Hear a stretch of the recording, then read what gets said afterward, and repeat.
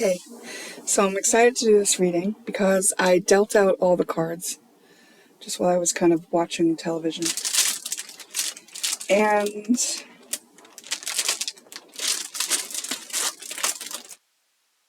these are going to be the picks.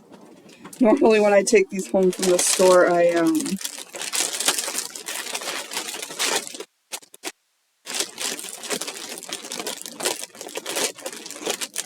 take them out of the wrapper, trim them and all that, and put them in separate vases. But I haven't had time yet. So this is going to be... How do I do this? I thought I looked like I had a black eye for a second. I think this is pick 1, pick 2, and pick 3. Okay? So use your own intuition to decide if one or more of these has a message for you. The reading is like what challenge you are facing right now and the higher meaning or purpose for it, the higher view of it. Okay? I'll be right back. Okay, so before I get started with pick 1, I want to just say as a something for all the readings, like those flowers, I had stuck them in this vase because I hadn't had time to deal with them yet. And when I just took them out just now to show you for the pics, I just got a whiff of this odor of the water that I had put them in was just not fresh. And it's because I took the last bouquet out of it and stuffed the new ones in, and I didn't freshen it because it was just that pressed for time. So I just took the time I needed to at least freshen up the water in the vase and stuff them back in there. But I had no idea that that was even the case, right, about those. So I want to say that this challenge that you're facing might be something that you don't even see as something that is toxic or unhealthy for you, you know? It's like I didn't realize that those flowers were in an unhealthy situation until I picked them up and looked at them and showed them to you. And I don't know if I was able to keep a straight face at the odor that I was smelling while I offered you those, but I guess I'll know when I see this video back. So let's just go from there. We're going to start with pick 1. Okay. Okay, so I kind of want to do a little sage, and I'll be right back. I'm going to do some Palo Santo real quick. Okay. Let's get started. Pick 1.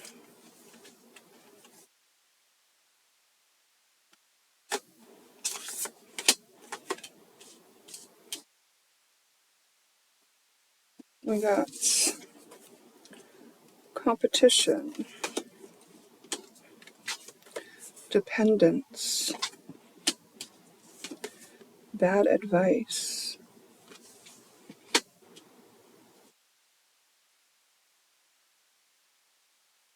ooh, I'm getting a scenario instantly, but I just kind of feel like, well, what's that? Where's that coming from? All right, I'm going to say it. Are you getting advice from somebody that wants you to be dependent on them and who may be secretly in competition with you or someone else? So they have some sort of agenda with the advice they're giving? Are you going to somebody for advice that cannot possibly give you advice that is unbiased and truth, based on truth? Okay, let's see.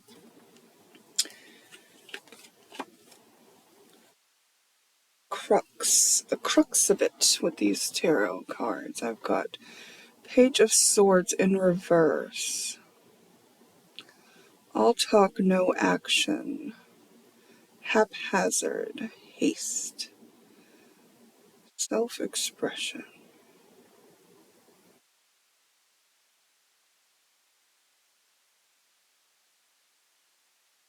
Are you going to somebody for advice who can only offer you fluff? All right, let's see.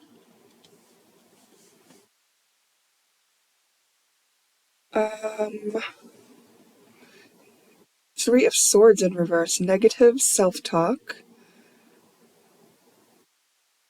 Releasing pain, optimism, and forgiveness. Okay.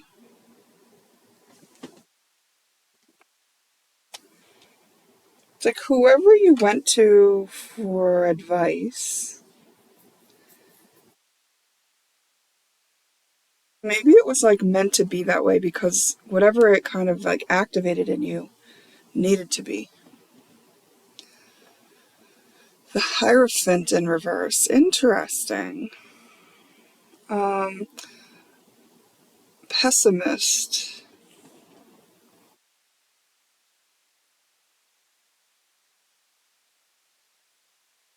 What does that say? Changing the status quo.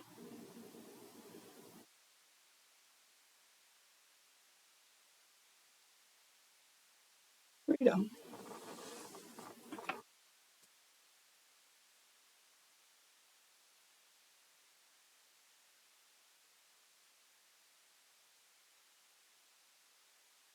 You've established something in your mind as appropriate.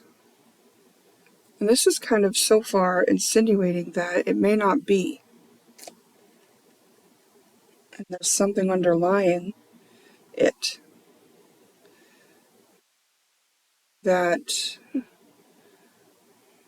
you're probably having to learn about. Okay? Okay, so you believe that what you're doing is rising above problems. Like, that's the whole focus for you, right? Okay.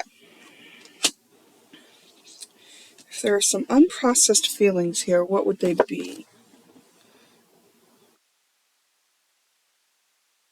Look at someone blaming the other, and I did say someone's in competition with someone else.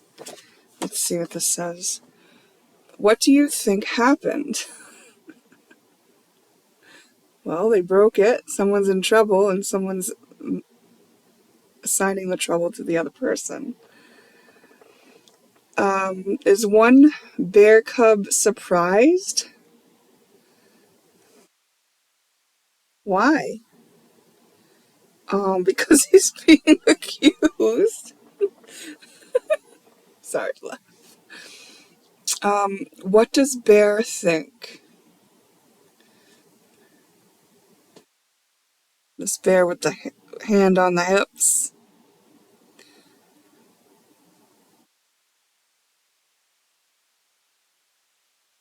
What does he think? He might be suspicious, right? But really blinded by what he wants to know anyway, right? He wants to know what happened here, and what might bear be angry about besides the broken vase? Based on the other cub's reaction, based on the way the other cub is, it might just be their personality, it might be the reaction that they're having to being blamed. But this bear is clued into the fact that there's something dishonest here. So the feelings that are associated with this are like, depending on which one you are, but given the other cards, I'm going to say you might be the bear.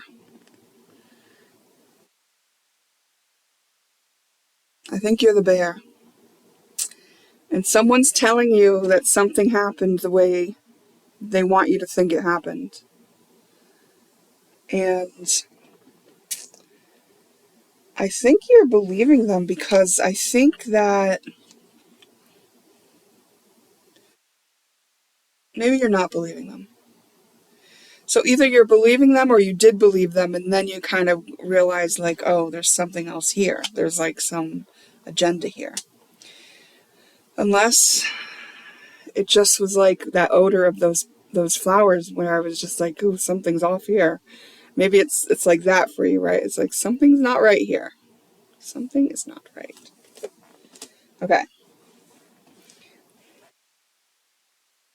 But you've got something to figure out for yourself. So the fact that you're looking outside of yourself for the answer is part of the issue here, right? From Spirit's perspective, from the bigger point of view, and from like you being in this situation because your soul wanted you to experience it, like from that place, it seems that you're dependent on an outside whatever to advise you in this situation. And what you actually want to do when you look outside you is to only look for tools that you can use to go inside you so that you can get to know yourself more and decide for yourself, right? Because another person can't tell you what's good for you. You really have to know for yourself. They can tell you what worked for them.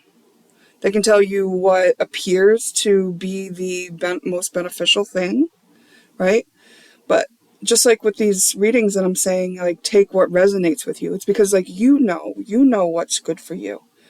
I can't pretend to know all the factors of every person on a general reading, right? If we were doing one-on-one sessions, we could clarify some things and get to see what perspective your guides, your highest self, and spirit wants you to experience through something, right? Because then it's just like you and me getting the messages.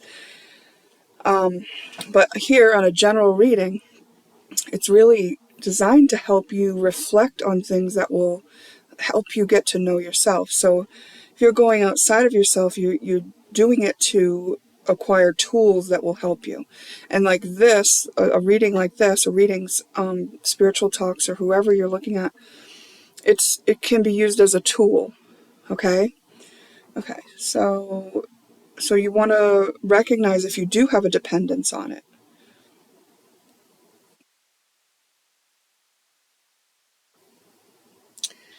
And is there someone that has a valid tool that you'd like to know about, but that you might feel like you're competing against, so that like you wouldn't be able to even have a conversation with them about learning about the tool that they might know about or offer?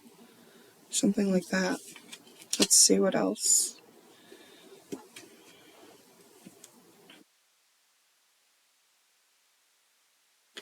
Eating a bowl of tentacles. Just had a panic that I wasn't recording, so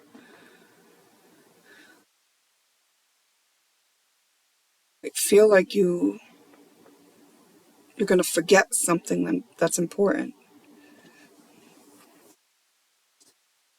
Some dishes are best served cold and squirming.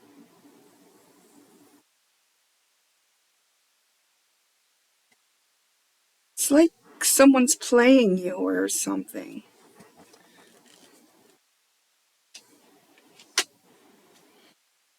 Only because you're letting them.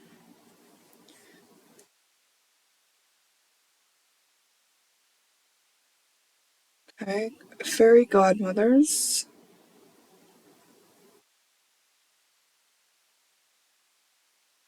Hold on a sec.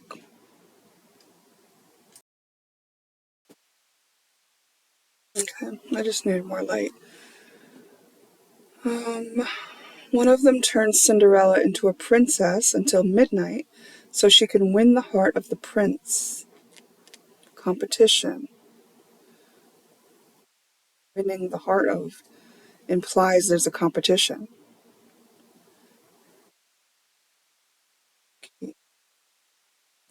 Why do I feel like you went to somebody for advice who had ulterior motives and who's not acting in your best interest? because they're competing with someone else.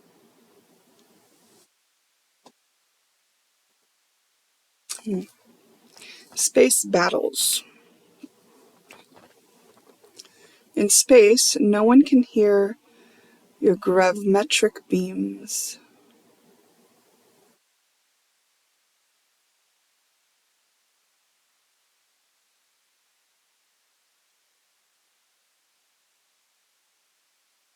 See, like a space battle isn't like we're on Earth, right? So any space battle that's going on, when we refer to space, like maybe we're talking about the place where we can't see, right? Because we're not going to be seeing a space battle necessarily if it's out there. But you know what else is out there? Like the planets, and those influence us still. So this is some sort of unseen battle. Someone is in competition with you or another person. And it's somehow affecting you and the advice you get. All right, let's keep going. Yeah, someone is pretending to be something they're not. But they're right in it. They're pretending. They have you fooled.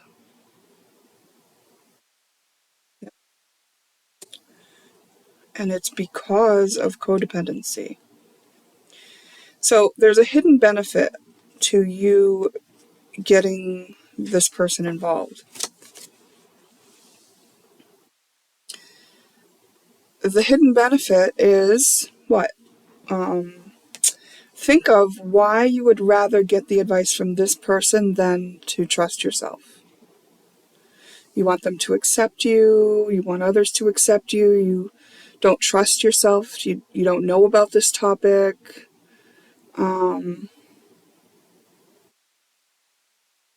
You can blame them if it goes wrong.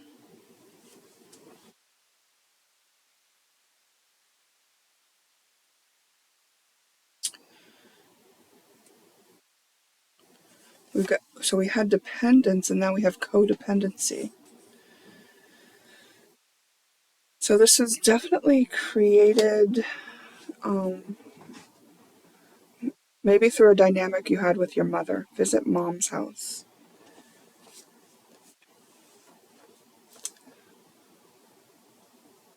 Is it mom's approval or a mom-like person's approval that you're hoping to get, and that is important to you? And are you subjecting yourself to bad advice because of it? So here are some factors. I don't know. Smoker, midnight toker.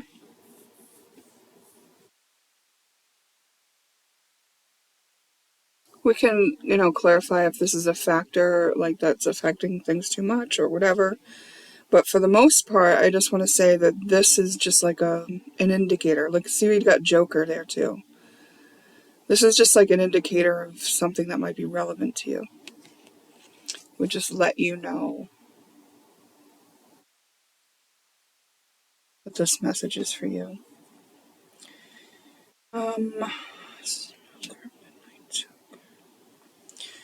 Something you're really good at that will help you in this situation. Retreat. Stop trying to make something happen. Maybe you're trying to ease up some sort of anxiety you have, or get some reassurance, or trying to, who knows, get a certain outcome. And that's why you're seeking for this advice outside of yourself. But this is kind of saying, back up. You're going to take a step back because there's more to understand about this. And a step back is going to help you in doing that. But whatever you've done already has served the purpose of activating you. So this is a high vibrational activation, meaning it's a spiritual activation, meaning there's some sort of spiritual awareness that's ready to come. I mean, everything's awareness, and like any trigger is a potential for a spiritual awareness to expand, right? But the reason I'm saying that about this is because the deck it's from a starseed deck, and it's in reference to getting ready to embody a higher version of yourself. So everything's not bad in the situation. You are being urged to focus on the positive. Understand that what you're working through right now is an inheritance, meaning this is something that's been passed along to you through your family line, and you came to break the cycle, right? That's why you got it from mom's house, right? It's,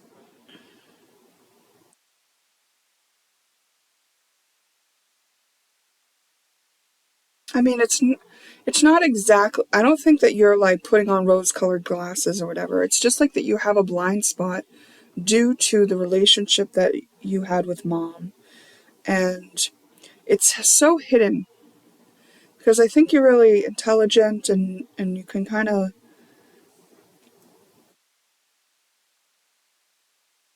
make sense of things pretty easily.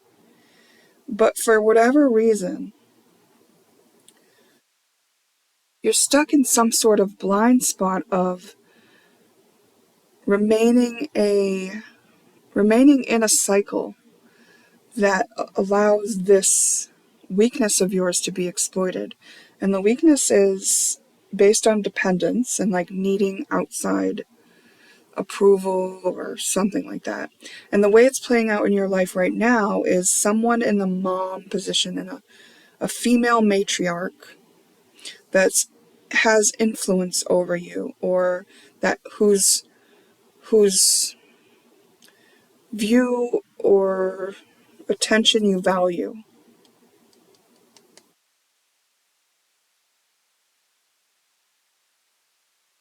Now, I don't know if that's the same one that has you fooled.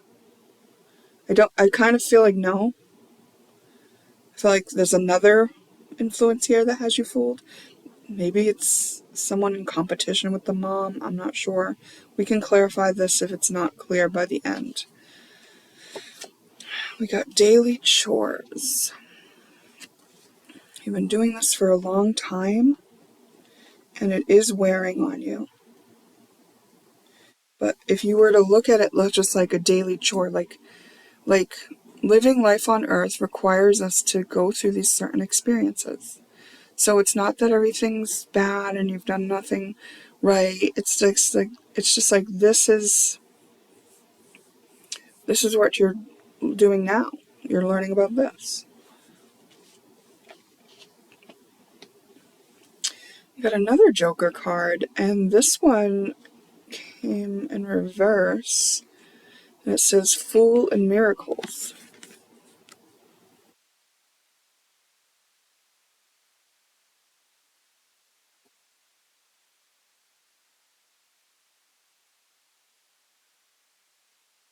I feel like those things have been cut off from you. Like, Fool is the one who will go where others won't go, say what others won't say. There's nothing holding them back because they don't have any experiences that tell them that it wouldn't work out. And the miracles are, it's just when the universe kind of just lines up, when you line up with what looks to be like a fantastical solution. But what really happened is you just lined up with that timeline, where that was a possibility. And these are cut off from you because you don't believe in those possibilities, and that you don't believe in those possibilities because somebody is reinforcing that for you. And it's because of the dependence that I kind of feel like somebody wants to keep you in this position of being dependent. Maybe it's subtle. Maybe they don't even realize they're doing it. Let's give them that benefit of the doubt, okay? Oh, we got slimy. Slimy, slippery, gooey. It's something feels wrong, right? Like the stems of those flowers, I actually just like rinsed them off and cut them and stuff. And they were slimy, and that did not smell good at all. And that's what it's like here. There's some sort of, so it'd be like stagnant, used up cycles where something feels off.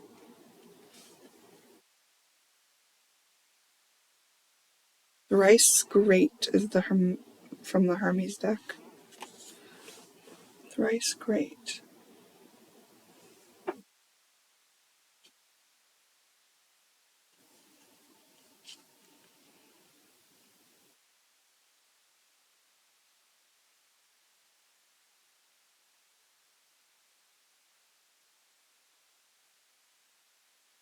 I have to clarify some of these, but let me keep going.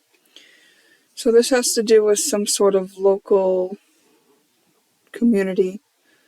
The community that you're a part of, this is where it's happening for you. So this might have to do with members of your community. Maybe you're going through something and your community knows it, and then there's like someone in your community that you're turning to that's misleading you, whether they mean to or not. But I kind of want to say that they do have an agenda, and it's possible that some of them don't know about their own agendas, right? It could be hidden from even themselves, but I kind of feel like they do. So it's saying, like, accept the truth of this so that you can move on through it, right? Because you can't move on through this if you don't accept that this is the case in the first place, right? Know that, there is an energy vampire situation going on here. This is the time it's being activated for you to deal with. 48 hours is significant to this reading. Betrayal. So it feels like a betrayal, and it's going to cause a change of plans. Okay. All right, so let's pretend that you knew nothing about this. You come to this reading.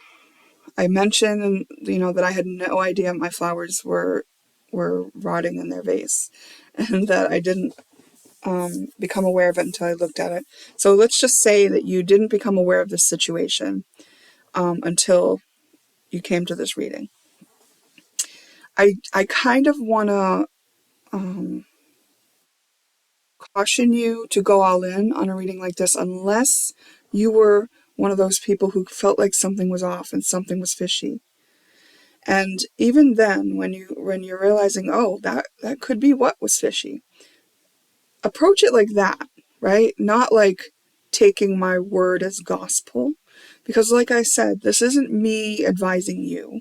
This is me giving you a tool. And this tool would be a reason to reflect on some of the information and the people around you and what hidden benefit you might have anchoring you into being in the pattern that you've been living out, and that is especially highlighted for you right now,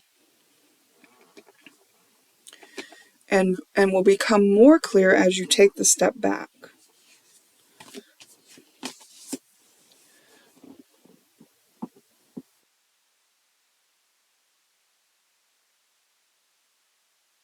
There's something that could work out a lot better if you weren't taking the bad advice.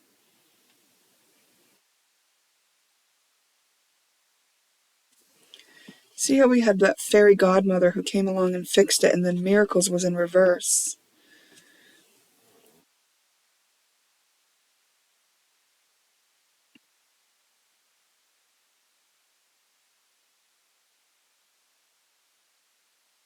This is putting two parts of you at odds.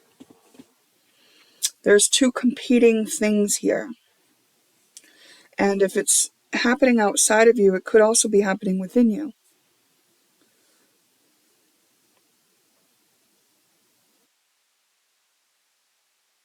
So some journaling could really help you maybe sort out what you see, feel, think about what situation you're in. Whatever you find, whatever you come to, it's important to accept it, right? Because acceptance allows us to actually do something about it.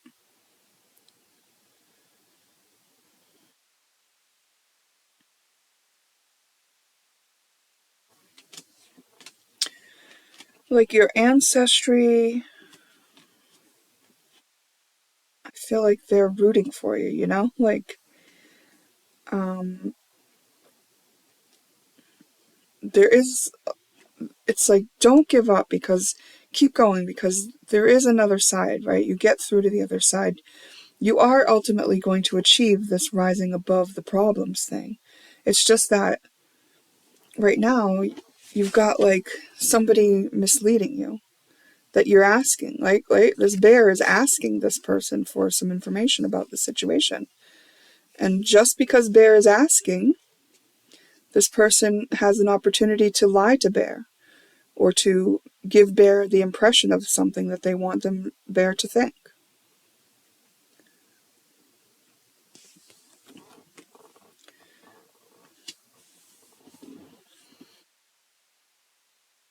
Ultimately, does it matter who broke the vase?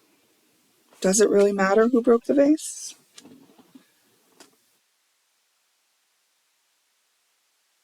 Shame and blame is kind of one of those leftover things from our ineffective parenting methods. So say this was a parent, right? It's like,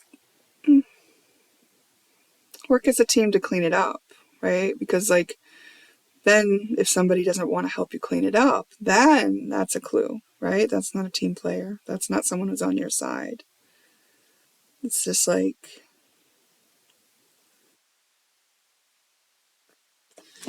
okay. It's like, if everyone else is willing to do the heavy lifting, why isn't this one in the red? Why isn't this bear cub in the red? Why is this bear cub in the red trying to make it about not their fault and things like that? Like, wouldn't it work better if they just all work together to clean it up?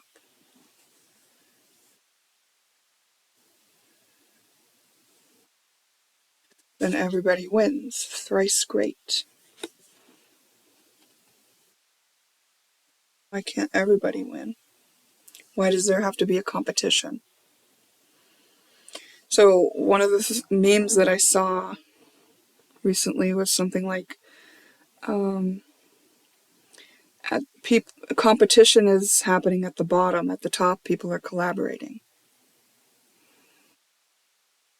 So it's, and if I were to translate that, I wouldn't necessarily the top and the bottom say. I would kind of clarify that it's like vibrational, right? It's like lower density vibrations compete. Higher frequency vibrations collaborate. So that's why, like, that's one of the clues here about who's giving you advice. And the fact that they have an agenda is if it's obvious that they're competing. If you see jealousy, envy, if you see the drama triangle being enacted. So victim, savior, persecutor, if you've ever seen them in one of those roles,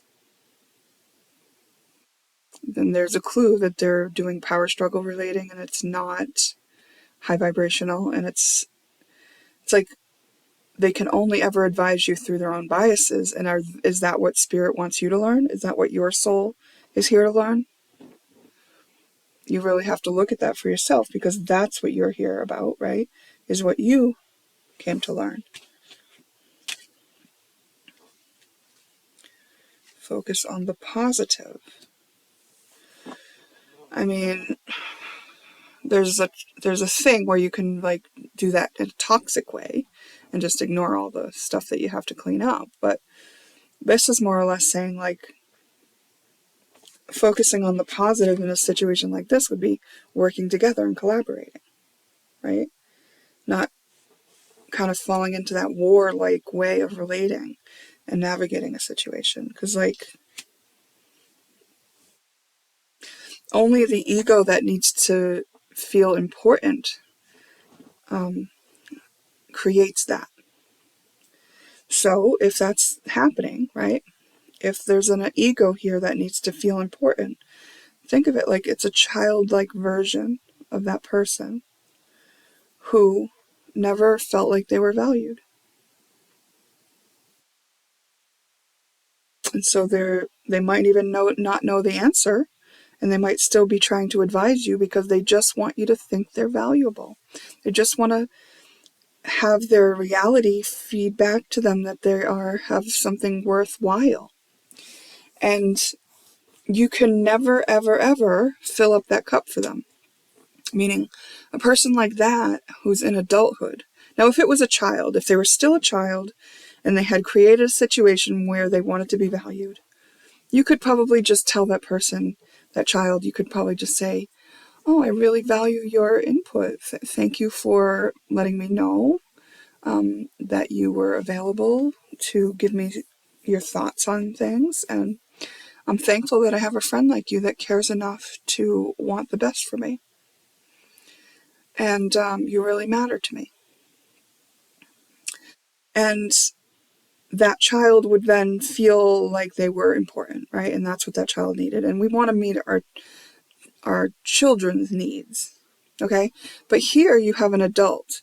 And so the loop they're in is a repeating loop, okay? And what happens when it's like PTSD, when it's a loop, when it's CPTSD or when it's karma, when it's like this, and now we're in adulthood, we're still doing the thing because we didn't get that need met as a child.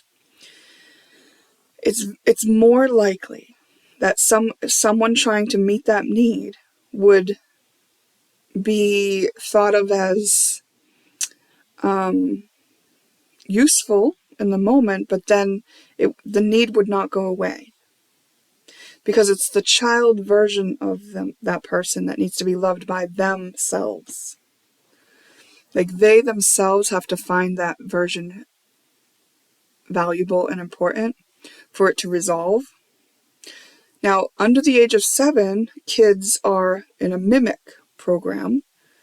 They're downloading and being programmed with what we do. So if we value them, then they value them. But an adult is past that phase, and if they don't value them, then you valuing them is never going to fill the hole, because the hole is waiting to be filled with their own value of themselves. Now, this can be reversed. It's a mirrored wound, right? Because you also have a wound in some way that mirrors that person's that is giving you bad advice. And so the wound is causing you to look outside yourself for the advice. And maybe it's because like there was some sort of inconsistent feedback from mother where you never knew what mother was going to need or want, right? Because she changed her mind a lot. She was moody. What worked one day didn't work the next day, stuff like that. So then you feel like you always have to check outside of yourself because it changes from day to day. There's no logic or rhyme or reason. It's like, well, I'll just save myself a lot of trouble if I just check with what they need. And it's like, okay, well, there's still a part of you that needs that rectified within you, that misunderstanding about how you should operate based on what experiences you had as a child, right? So you go back to that version of yourself, give yourself what you needed, acknowledge, validate why you feel the way you feel, accept that you feel it, be present with any feelings associated with having a mother that was like that. And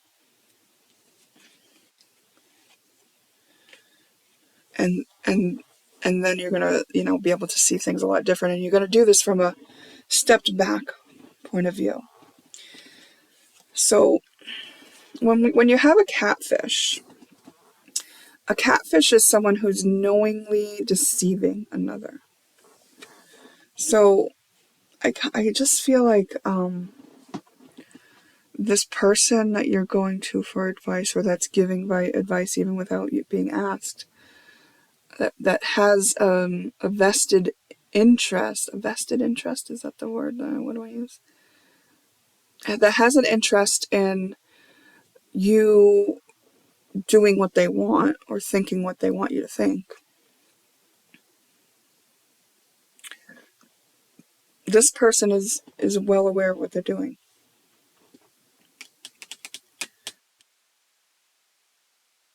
Like a mother could be when they are trying to take control over their child, right? It's like, oh, I'm going to tell him this. Oh, if you do this chore and this chore, I'll get you a candy at the store. Like manipulative kind of tactics and things like that. If that happened in childhood, you could be susceptible to that later. And if mother was never kind of consistent with how she was or what mood she was in, that could translate to you being catfished later. Because the only way to survive that was kind of like see what you want to see, right? Because this is your mother, you depend on her for love. So you might start seeing people how you want to see them. You might start letting some things slide in certain relationships that you're in. See, it's like a hidden benefit. Well, if I let this go, then I don't have to deal with this pain right now. This pain that my ego says that I'm not equipped to deal with, because the first time when it happened, I wasn't equipped. But guess what? Now you are. Let's look at a more bigger spiritual view. Earth pulsing. Pulse of the mother. Slow down. Time in nature. So, the spiritual view of what you're going through is like you're kind of waking up from a program that you've been in, right? Like you've just been like living this way for a while.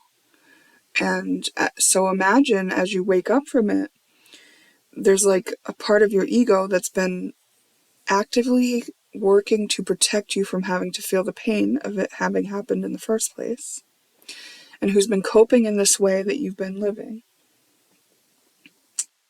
And now that part of you, that ego, is going to feel kind of like it got assaulted or is dying, because you're kind of overriding it, and you're kind of seeing like, oh, well, actually, I don't want to do it that way anymore because it's making me susceptible to bad advice, and I'm not getting to where I need to go because of it, and I'm cut off from new things in my life and miracles, and I'm actually here to break the chain. So I guess I gotta do it this other way, but that's like a process, and this is saying like time in nature is going to help you. Like let Mother Earth be your mother. Slow it down. And then we got the sound of the universe.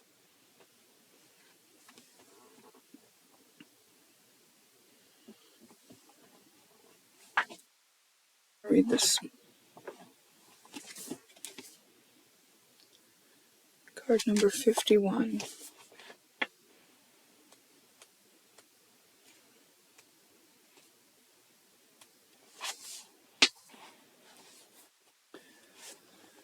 Having your world shaken up even a little can invite a deeper glimpse of a great mystery of your life. There are myriad ways to peek behind the veil of the mundane world. Ecstatic dance, spiritual exploration, and intuitive creative pursuits are just a few. Aim to naturally imbue this awareness in your everyday existence so you can avoid the sudden wake-up calls. Wake up to the hidden music, harmony, and wonder of your multi-dimensional world. Okay, so the bigger spiritual meaning of what you are going through is you felt something was off here. You knew something doesn't, fishy. Something's fishy. And you couldn't make sense of it, so it's understandable that you were at that place. But this is saying like, hey, once you step back from this, and once you slow down, get one with nature, and kind of, just like step back into yourself, start feeling and honoring those ways to feel. Like when something's off, honor it. When something feels right, honor it. And This is pointing out that what the spiritual meaning of what you are going through is. Here's your opportunity to step out of programs, not just on this one. This is just a major one that's getting your attention now. But for always, for living, right? It's like, stop living in prescribed, programmed ways from earlier on and step into that flow where you're like in harmony with the universe and where it feels right, it feels good, it feels like I'm curious about this, it feels like, oh, I have an inner urge to look at this, oh, I feel inspired to this. Take action on those things and lay back when you don't have those things, right? It's like, even your day-to-day life, going to work, eating your meals, can all be your spiritual practice. Like, if you allow it to be, if you feel who you are while you do it, if you be who you are while you do it, right? It's like you're not acting for others anymore. You're just like in the experience, and it's so beautiful. And it's like allowing your life to be the expression of you. Not just the beautiful, lovely things, but the heartbreaks too, Just like honoring it all as like this, amazing, amazing thing that we call life. And if you're not ready to honor the difficult stuff too, let that come later. I realize that's not usually a first step with this.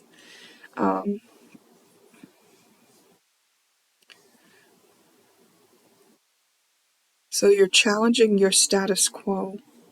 It's your status quo that you're challenging, though, because you've been living in programs, and you just kind of want to like let yourself flow into the new spaces that aren't necessarily defined yet, or new spaces that you want to define for yourself.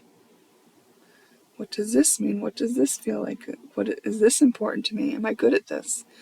Do I want to improve at this? Like how does it feel when I think about this? How does it feel when I look at that?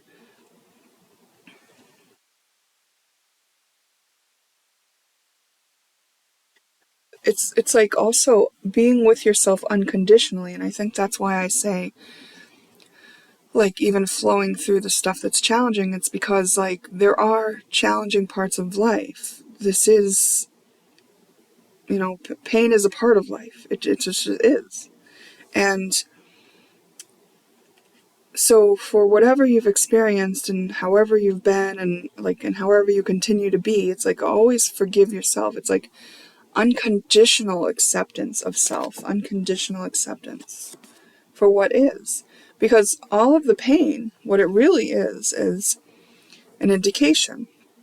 And it only turns to suffering when we think it's a pain that we can't get rid of. And anything that is continuing to hurt, our pain, is the separation between our acceptance of what is and how we prefer it to be. Every time we accept what is, we're going to feel a release of any resistance that had been causing us pain when we were in resistance to what is. So this, you could just like do this situation and deal with it and like, figure out who the snake in your grass was and like get rid of that and go on in this same thing. But someone else is going to just step into the role for you. You're still going to operate that way. Even if you adapted and said, oh, I'll just never ask anyone else for advice. Well, then you'll start attracting people who do that. So then it'll still be a problem in your life because your significant other will be like that, or your boss will be someone like that. And it'll affect you somehow because it would be in your vibration. So, This situation is just like alerting you to this, ability to clean this up, but also at the same time giving you like this opportunity to like really like step back and observe the whole process of you doing this, and know that that same process can be applied to many things in your life, to all the things, all the programs that you find yourself in. It all comes back to going within and honoring yourself for what is. Whether that's I'm confused, whether that's I'm pissed, whether that's I don't understand, whether that's like I feel like a victim and why did God do this to me? Whatever it is, you accept that this is how I feel right now. And it's sort of like a key, it's like,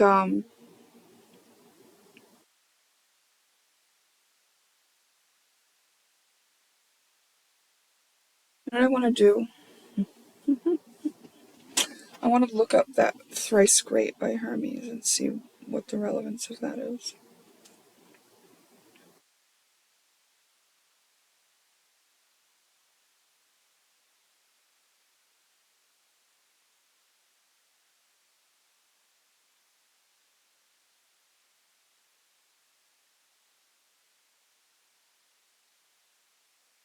Thrice Great.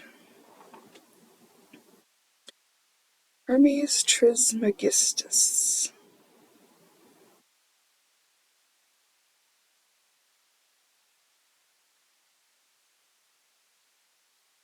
The epithet thrice great.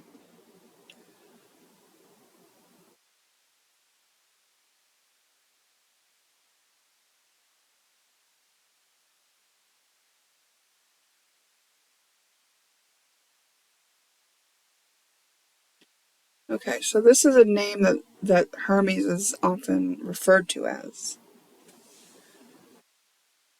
Hermes, okay, so this is written by the Dutch Lady Designs, May 30th, 2023. Why is Hermes thrice great? So it's just someone random's blog that I've pulled up on Bing,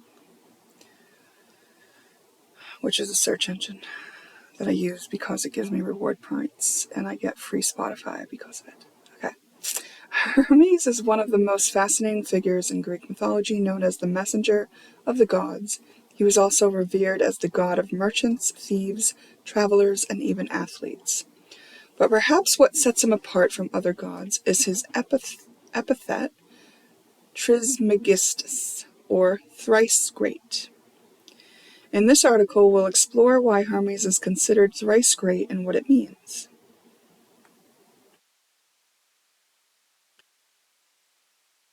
Okay. Hermes was born to Zeus and Maia, a daughter of Atlas. As a baby, he showed exceptional intelligence and cunningness by stealing Apollo's cattle. As he grew up, he became known for his speed and agility. Now that we have an understanding of who Hermes was, let's discuss why he is thrice great.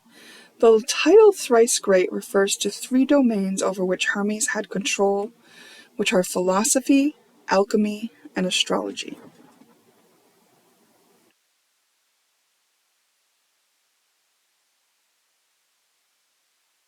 Okay, so I believe we got activated by transit in here. Yeah, we did. So, activated by transit, in case you didn't realize, has to do with astrology, and it refers to the fact that, our birth chart gives us a map of where the planets and asteroids were at the time, date, and location of our birth. And as the planets continue to go around, they will make contacts at certain angles and degrees to the planets and asteroids where they were when we were born, which will activate them in different ways. So, activated by transit means that right now there's a transit in the sky of one of the planets or asteroids that are in rotation, activating this situation for you in your life, right? And so this is saying thrice great refers to the philosophy of, like, your own philosophy will apply, but, like, in the case of this reading, I'm letting you know, like, the philosophy in terms of, like, the language that I can use to refer to it. So, you make that fit for you, right? Your philosophy is yours. So you're understanding about your own philosophy through this situation. And then alchemy is taking this lower density situation and, like, bringing it up to the higher version, right? Making gold out of lead. Is that what it, yeah. So it's like realizing what this has to teach you. And then the astrology aspect is that this was the time for you to learn, you know?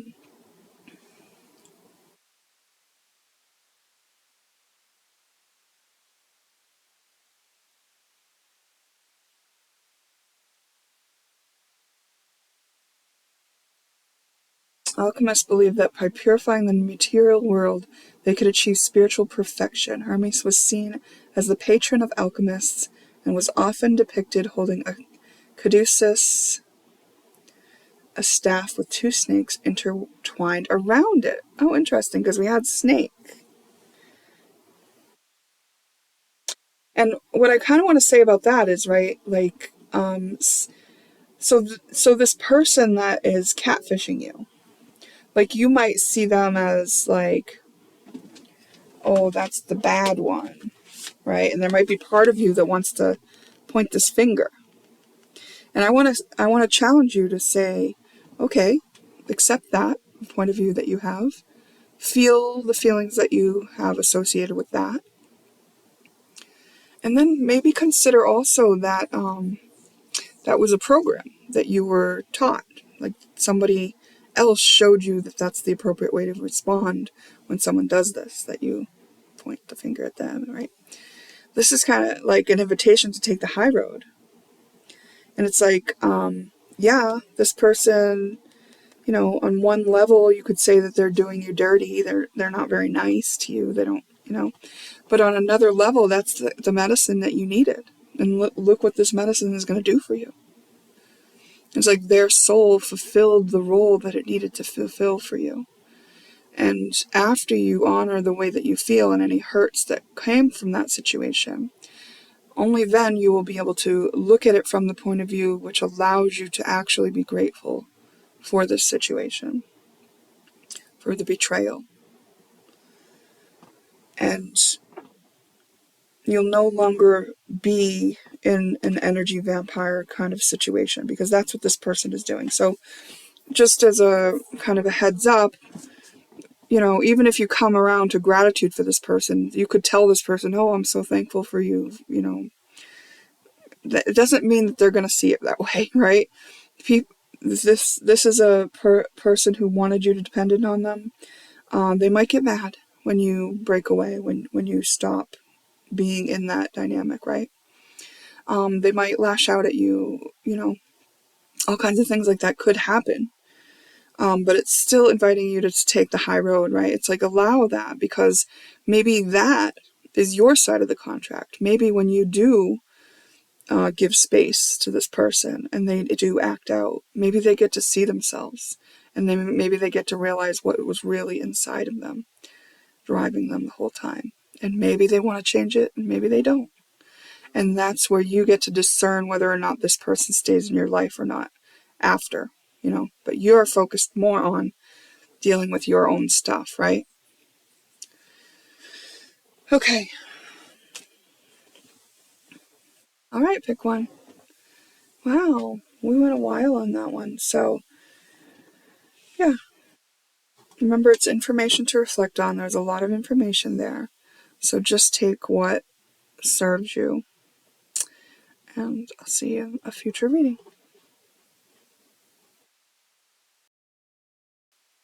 I picked two. Okay. Let's see what we got here. Gossip and misunderstanding. Okay.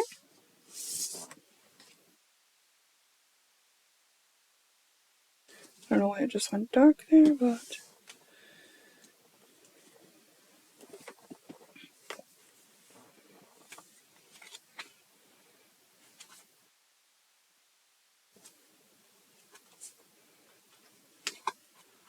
I have like this stack of cards here, and I just know that I have a third tarot card in this stack somewhere.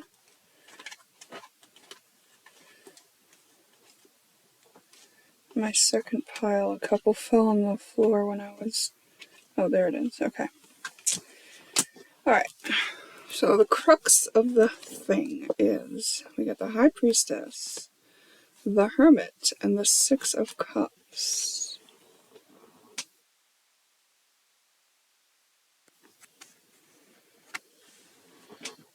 Okay.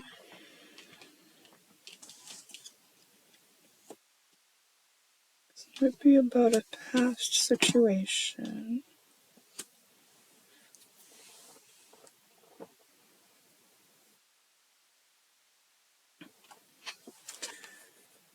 This has to do with an opportunity.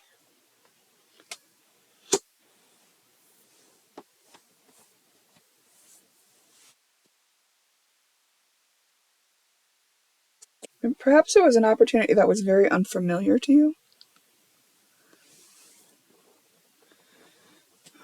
I feel like I can't say much yet because I'm not getting clear, big picture stuff. So I'm just going to take it one piece of information at a time. If there were feelings to uncover in this, what would they be? Interesting. Someone's taking a fit, someone's laughing at it, someone's unimpressed, and someone's kind of surprised. Okay? And we did have gossip. And misunderstanding, though. Okay, so I feel like there's been some sort of situation with someone being misunderstood. Why do you think Kitten is upset?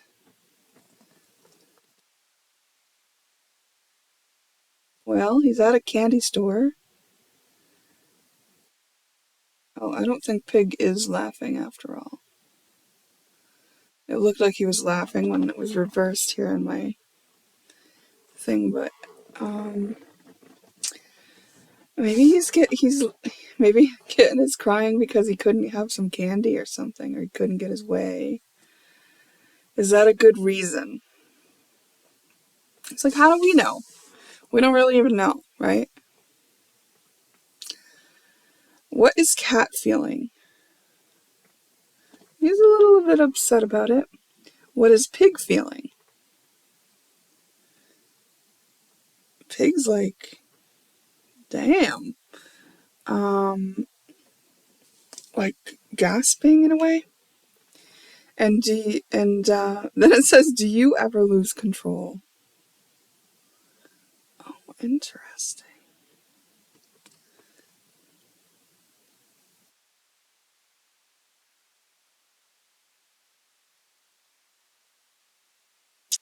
So it's feelings about losing control. Feelings about losing control. Okay.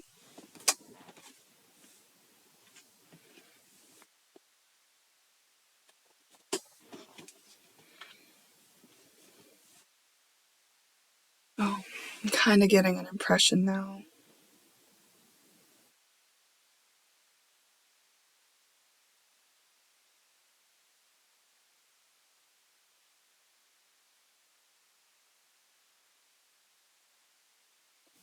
Like someone was new in a situation.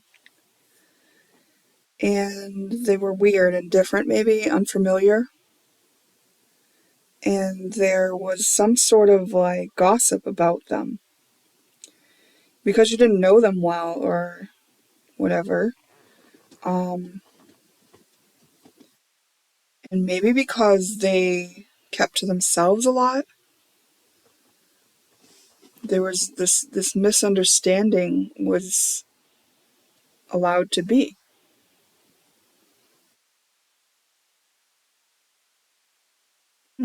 Okay.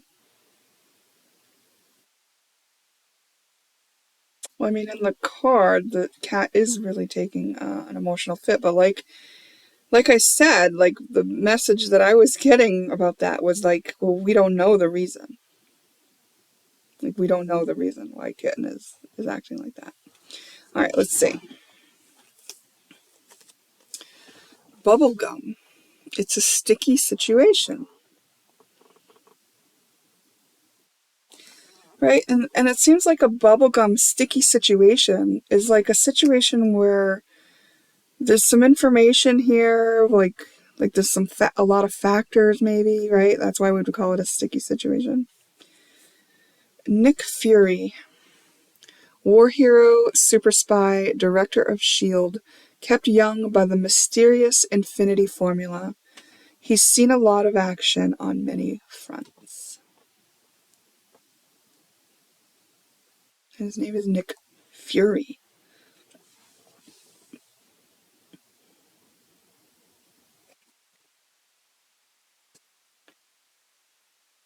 I mean, it could have been like more than one gossip, like a gossip about being out of control, a gossip about being a player, you know, something like that. The Lion King. The lion cub Simba overcomes tragedy to take his rightful place as king of the jungle.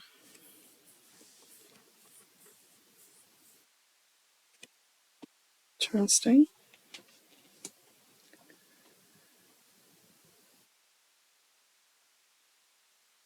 Then we got Thor. Ooh, I just swallowed wrong. My own saliva. Like I swallowed my own saliva wrong when I picked up this card. So hold on, let me cough. Okay. As guardian god of thunder, his magic hammer, Majointer, gives him power over storms, flight, and the ability to hit things very hard. All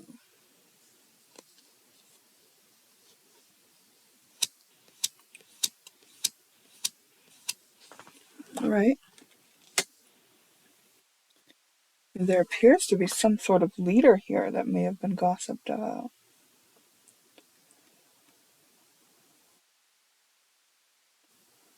That's weird. Let's see.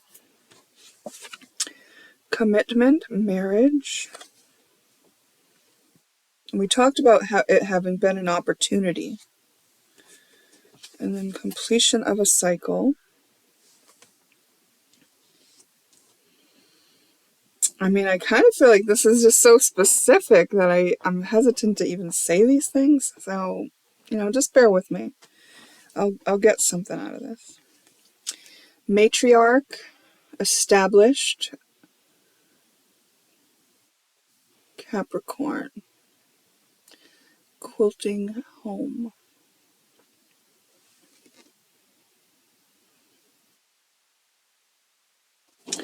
There certainly is some sort of expectations on a figure.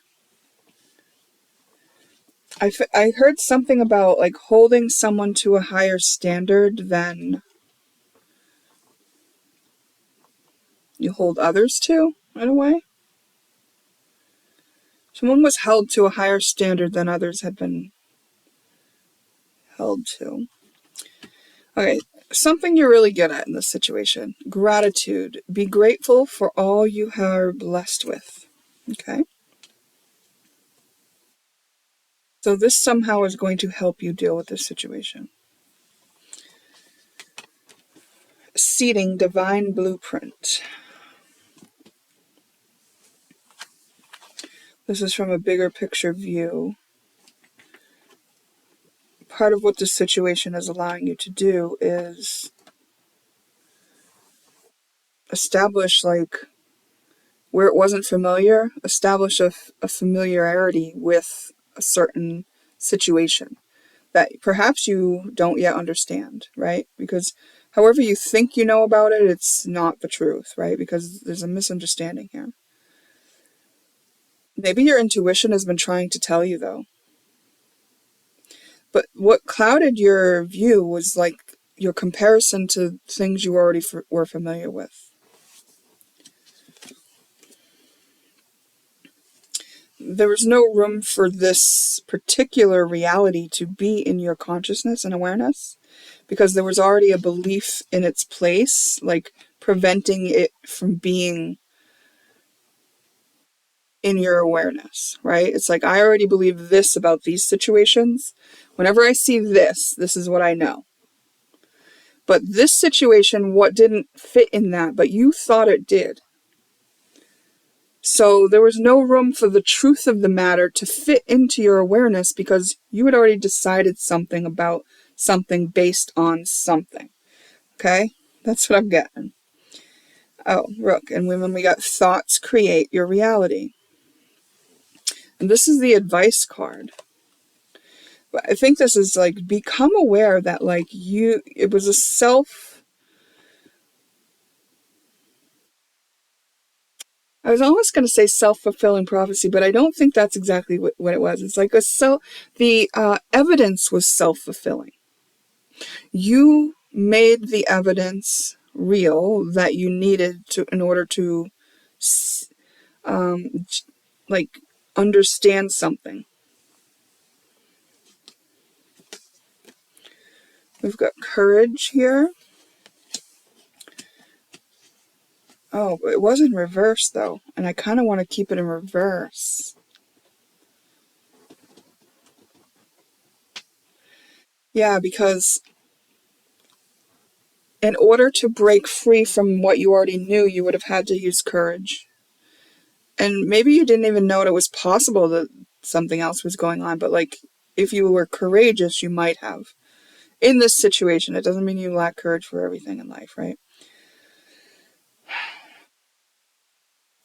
I don't know why marriage is here, but if this is happening in a marriage, then maybe that'll become more clear later. Well, we've got this intelligence here, insightful, organized, sharp. Oh,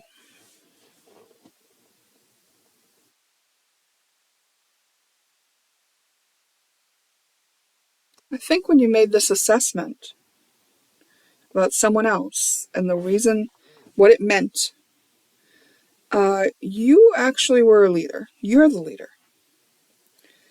You are the leader, and because you made this assessment and you shared it, and people trust you.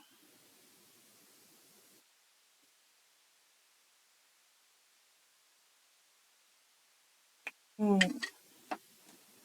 yeah, you ended up like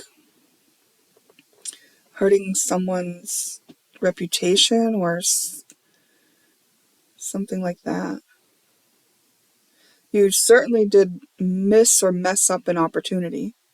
There was an opportunity where, okay, you being the leader, had you had courage in this situation to like inquire, to want to understand it, had you cared to want to understand it, you would have been able to assess the situation in such a way that would not have done what did happen. The opportunity would have been seized. The reputations wouldn't have been harmed, and you wouldn't have created karma for yourself, which you now have to rectify in this lifetime. Okay. I don't even know where that came from, but yeah, okay. I kind of feel like pain coming up, like tears. Like when I looked at Seeding Divine Blueprint, because it was like you seeded a reality that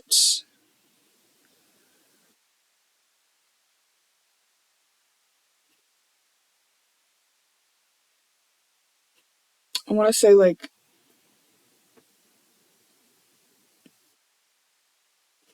I mean, a few things come into mind. Like, I don't think the person that was the target of the gossip could have fallen into the what you seeded if they didn't have their own weaknesses to it.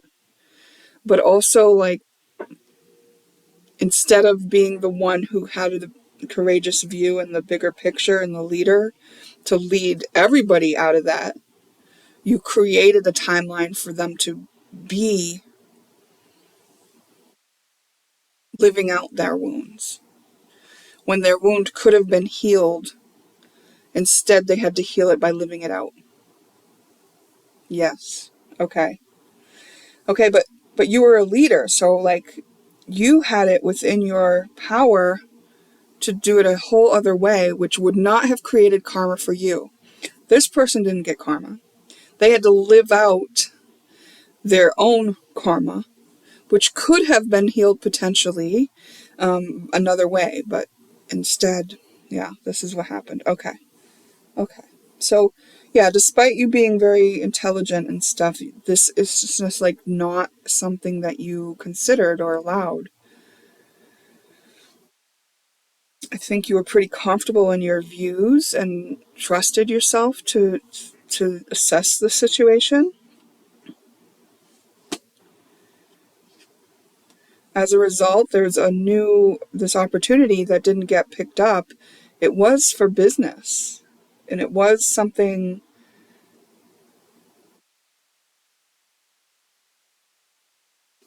that would have brought something new. See, all this new has been rejected in this situation. And we've got miscommunication and misunderstanding. Oh, I didn't show you this one. This one came in reverse, the new idea.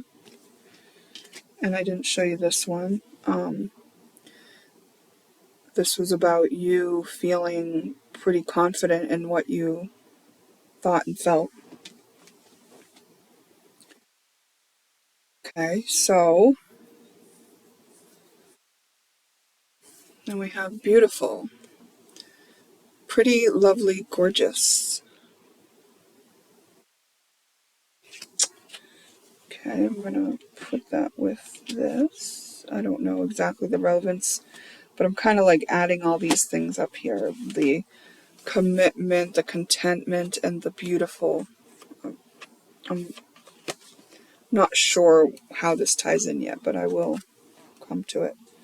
May just be like something for somebody, and I'll look at it more.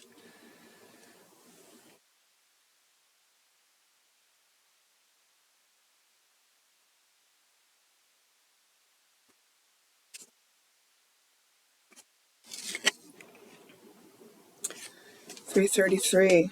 Angels. There was angels involved here.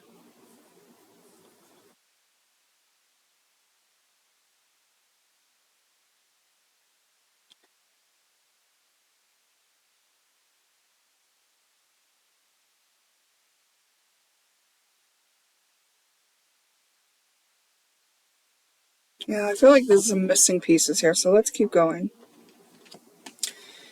Missed out on a rebirth and a seed that would have been planted with the new ideas.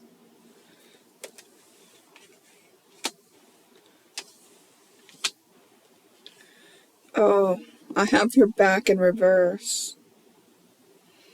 Okay, that was the other way this could have gone. You as the leader, instead of this person being gossiped about, it was an opportunity for you to have their back, and you didn't. So it's okay, right? Like this is saying, give yourself some unconditional love.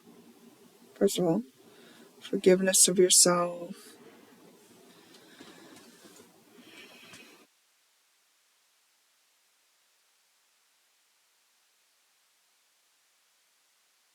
If angels are involved, they've been giving love to this situation, I'm sure.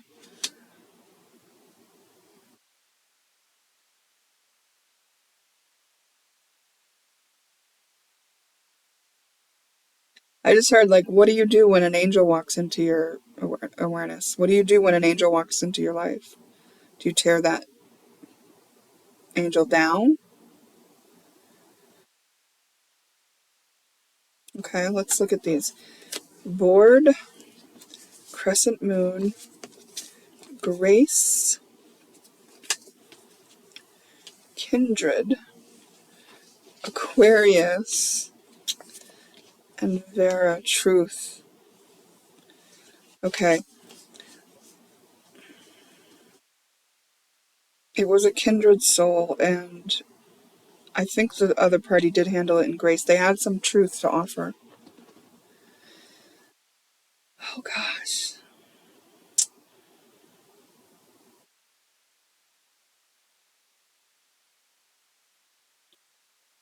I'm hearing that song. How do you talk to an angel?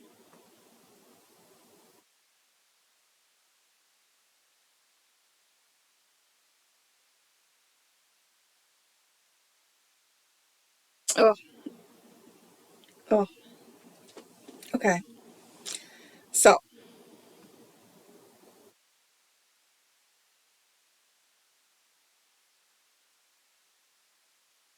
it's just hitting home a little bit, I think, for me, too. And I don't want to judge, right? Like,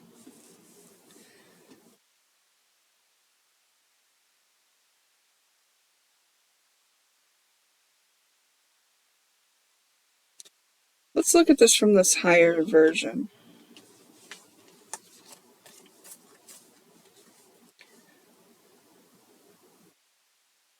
Like, I want to protect this person. You know, like, I'm not judgmental, so, like, I give that person the benefit of the doubt. And I think that's the test of an angel, right? Like, I mean, I'm not, but like, someone with spiritual truth as their guide and who is a humanitarian, like me, okay, those are things I'll give myself, handles that situation in grace, right? Like, recently I found myself in a situation where I needed some help. And there's a couple people that I help in my life. But I'm not someone who needs help very often. Like, I can't remember the last time, but it doesn't never happen, but I needed help. And the people that I help most, when I ask them for help, uh, one was just not said that they would be there for me and then blew me off, and then the other said that they would go out of their way to help me, but then sort of help me in a way that was a little bit like passive aggressive, potentially. But I didn't fall into victim and I didn't take it personal. I said to myself first and foremost, I said, why is this in my reality? Okay. And I tried to see if there was anything in my own vibration which dictated that, like, I wasn't being helpful to others so that I wouldn't get help when I needed it, or that I was being victim so that I was, like, I was trying to see, well, why did I create this into my reality, right? And I couldn't come up with anything, so I turned to my oracle and I asked my oracle, and my oracle was also not giving me any reasons. It was saying, you're on your destiny, you're doing great. And I was like, okay, well, it doesn't feel great to be in this predicament, but okay, got it. And then I found that there wasn't necessarily any shadow work for me to do regarding this, I thought about the people that weren't there to help me. And I had a little bit of disappointment and anger and confusion, like, why would they treat me this way? And I was present right away with those feelings, right? Because I've trained myself to acknowledge, validate, accept, and be present with my emotions. Like, that's my mode of operating on a day-to-day basis, so that I don't get any backlog of karma. So I was doing that, and was present with my anger and stuff. And then immediately what I saw as soon as I was, through those emotions, those ways to feel, which were human ways to feel, but I didn't stay there in any of them, right? Like, I let them move through by being present with them. And then I was just like thinking, oh, well, it would be really silly of me to take this personal. Like, well, the one person couldn't help me because they were in a rough time in their own life right at that moment. And they actually just like didn't realize that they weren't able to actually follow through on helping me, even though they wanted to. And they actually followed it up with an apology message to me. And it's just like, well, you know, a little child version of me might want to like hold a grudge and make them feel bad and, you know, like that. And, but this version of me, who already worked through any way she might have felt about it, you know, was just like, I'm going to at least tell that person that I worked it out so that they don't worry that, you know, I'm still in need of help. I'm like, okay, I worked it out. And then the other person, since they did sort of help me, I thought, well, there must be a reason why they couldn't help me in the full way that they thought they would. Maybe they didn't realize that they were in the middle of a project, or maybe they got pulled away, or, you know, what they did do was help me to the best of the ability, and I did get through with the help that they did offer, even though it would have been nicer if it was a different way. That apparently wasn't possible, so they did at least what they could, right? And so there wasn't like a need for me to like hold a grudge against that person. It was just like, oh, well, this, you know, shit happens like that, right? Like these people who I'm helping often, I already know how their lives are going and how much help they already need. So it doesn't make sense for me to think that their lives are going to be instantly stable and therefore able to help me when I need it, right? Like, that doesn't make sense. So I feel like this is kind of like this other person. And this is like where,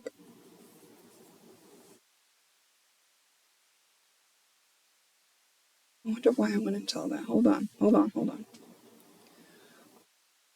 Oh, so so when this happened to me and I needed help, what I realized was it was sort of like me backing it up for myself, right? Like I was operating in truth, and I was operating as a humanitarian because that's me. That's who I am. I didn't fall into victimhood. I didn't try to make it their fault. I didn't, you know, I didn't assume things about them or what it meant about our relationship or anything like that. And if I had wanted to, I might talk to them about it or things like that, right? Like I might have like gone into the situation and had a conversation and said, hey, like, what was the reason that you couldn't do the thing that you said you were originally going to do to help? And then they probably would have said, oh, well, actually, I got pulled away this way, and, you know, my kid needed this that just at that same time. And, you know, and then I would, you know, quell whatever worry that I would have. But I kind of got to the point where I didn't need to do that because I just know that that's the case, right? Like, why am I talking about all this? I forgot. I lost my point. I lost my train of thought. So hold on.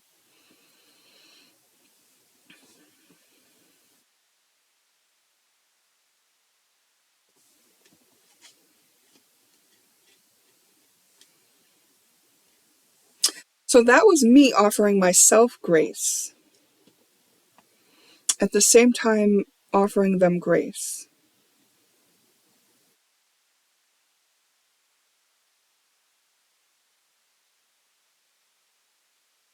There's a reason why you need to know what the other party is like.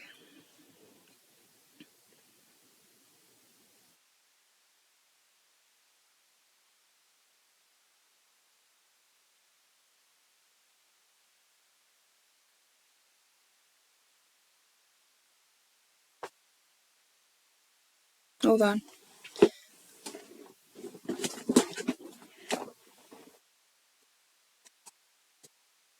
Clarify for me.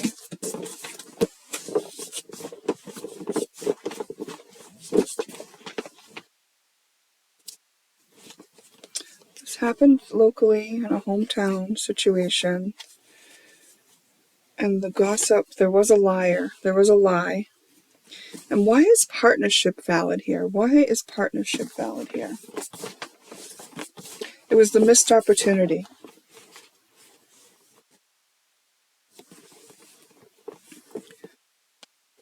the new opportunity was the growth of a partnership. That's what was lost. And the inspirational ideas for growth. And why is it relevant what the other person is like? Why is it relevant what the other person is like?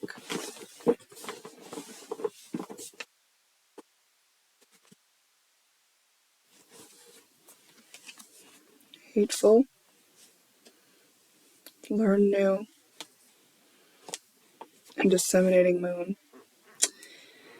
Because when you see a person like that, you interpret it a different way. You define it as something else, right? Like, okay, I got it. Okay, so I just explained to you how I operate and how I am navigating life and my experiences and relationships that may disappoint me at times, right? Well, I think I'm sharing that with you so that it can show you the contrast between how it might go for you at other stages in your life, right? Like, so it's like, okay, well, how do you react when somebody is high vibrational and wanting to, take the high road? When someone shines a light on what you're not, do you need to tear them down? Do you need to think something worse about them because you're not ready to face the truth of yourself? Or are you just trying to entertain yourself with chaos?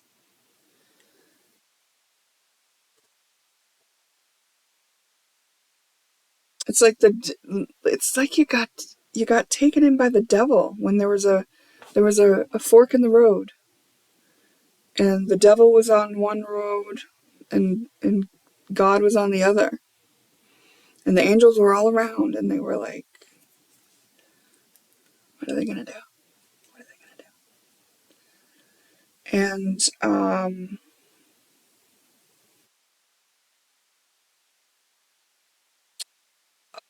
okay. So I took this situation where I needed help as sort of a spiritual test for me, right?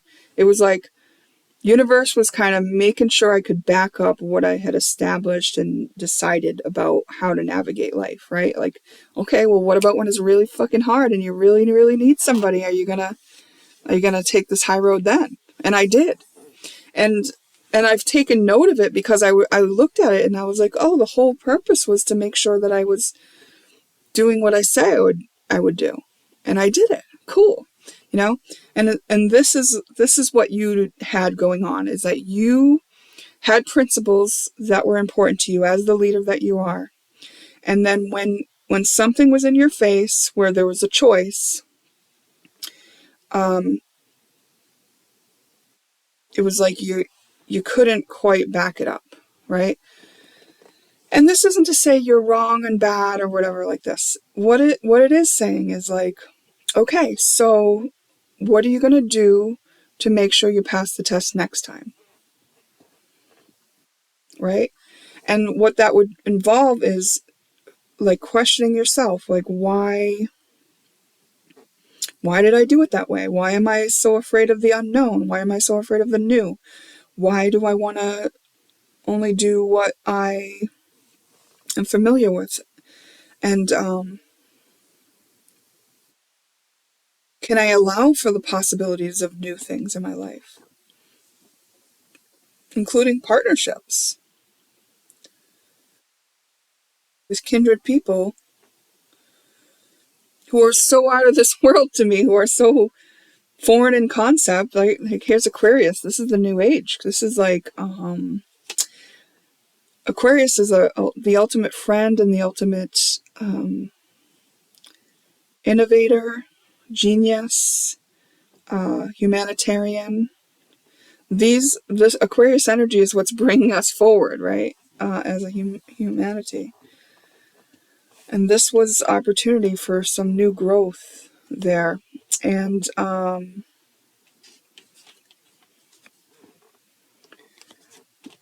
so what do you got to do to allow yourself to be open to new growth in the future?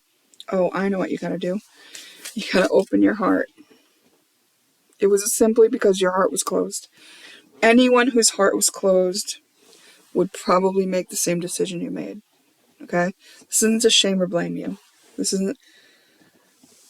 Maybe that's why I was explaining what my experience with my test was, because like I wasn't shaming and blaming those people who couldn't turn up to offer me help when I needed it, right? Like it was just like, so this isn't about shaming and blaming you, because that's not what we do on the high road. This is about like you opening up and allowing in new realities. Break the loops of the thoughts that you've already thought. It's like break the habit of being you. Yeah. You want to be the kind of leader who has the courage to do what needs to be done. And you do have courage, right? We remember earlier when that card came out, I was like, it doesn't mean you don't have courage in other places, because I know you do. Because you got the lion, right? The lion is a significator of courage. All right, let's look at the book for the heart chakra card. It's 5.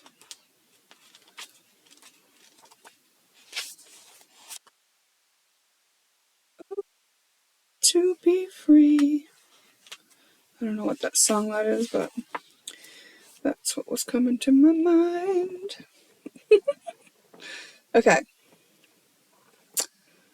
Heart chakra, unfurling back to love. Love for oneself and others, relationships, compassion, forgiveness, empathy, connection, receptivity, acceptance, and generosity. So forgiving yourself is a very important part of this.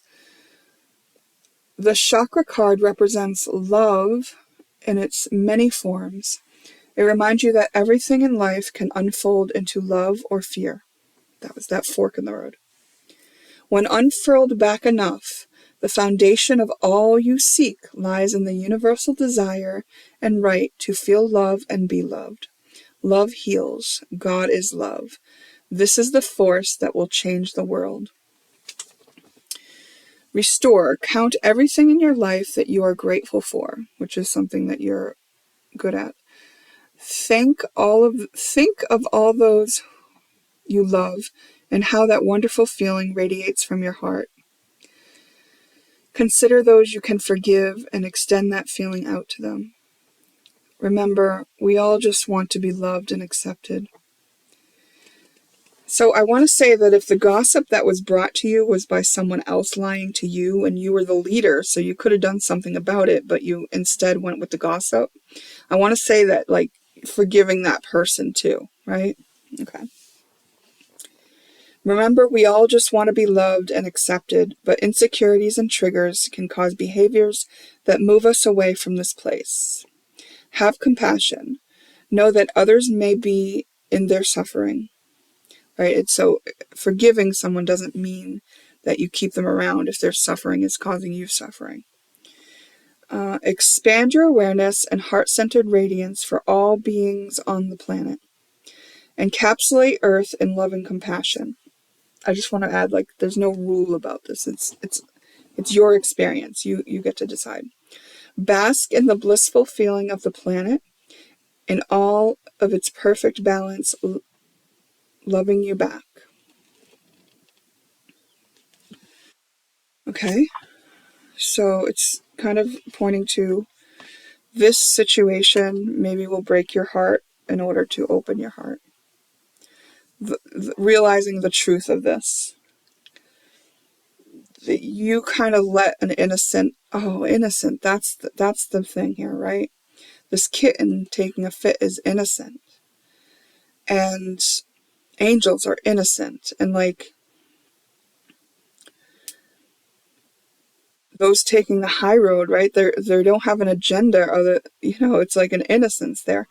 And I feel like, where you could have had the back of an innocent as the leader you were, and you didn't. You let hateful things kind of reign in the situation, that could feel pretty bad, right? It could feel pretty bad. So acknowledge, validate, accept, and be present with those feelings.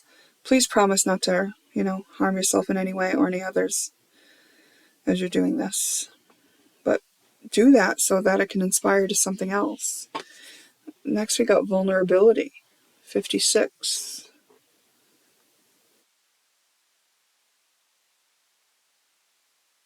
Is 56 a relevant number to you? And let's look up what that card is referring to.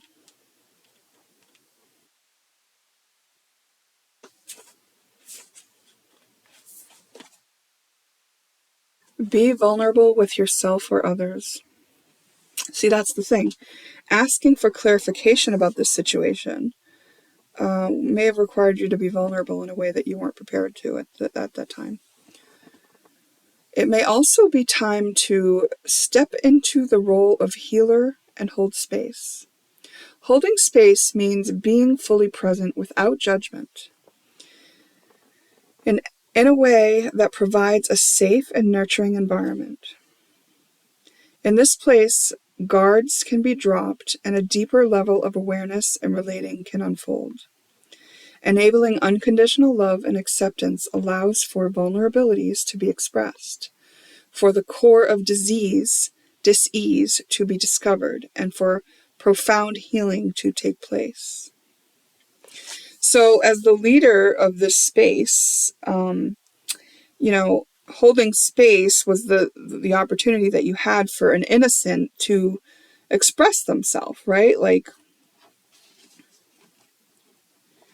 maybe this person did something that seemed really childish, right? Maybe, and they couldn't even express it because there wasn't a safe environment to do it in. Like, there was no room for this to be talked about, explained, questions to be asked, or whatever. There was only room for assumptions and lies. There was room for lies, gossip, and a misunderstanding.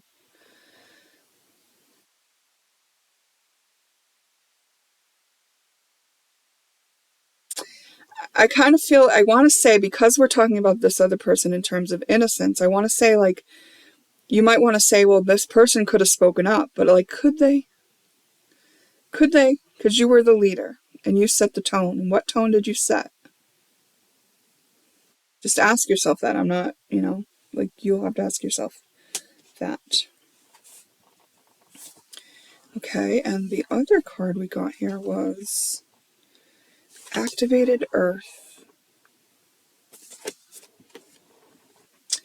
Power places, ley lines, trust where you're led. Yeah, this partnership was going to be something that was very important for the seeding of the divine blueprint in the location that you are. And that's why the angels were all around it in the first place. That's why it was like a big deal. So from the bigger picture view, the role this had in your life was a situation that maybe you look back on it. Maybe there's something in there where you're like, something was off or something, right? Because we do have the high priestess here. So it feels like either intuition is trying to niggle you to tell you it's off, or that person leaving the situation let you know it was off. Something let you know. And just like having to look at it all is, I want to say, is still going to bring you to the place where this can be seated, right? Because just like the other person did their healing from this all alone when they were kind of like left the situation, through, like, they worked through whatever it was that was activated in them, and the weaknesses in them that were activated, just like they had to work on it in that other way. You have another way you can work on the karma So you got to work on alleviating this karma, and then you'll come back around to the same place that you missed out on with that opportunity, and you will be able to activate that energy here on Earth, which is, part of what your soul came to do. So I heard, like, you just took the long road. You just took the long way around. And that's okay, right? One time my guides told me they were taking me the long way around something, just to save me a little bit of trouble. And I think, like,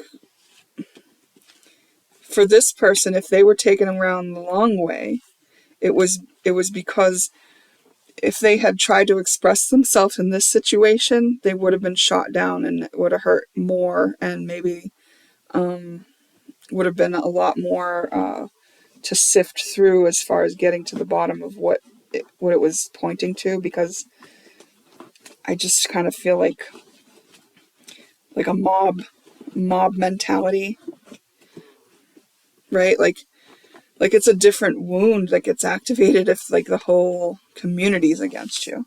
And, like, for what? And then, like, even when you try to explain yourself, they don't even care.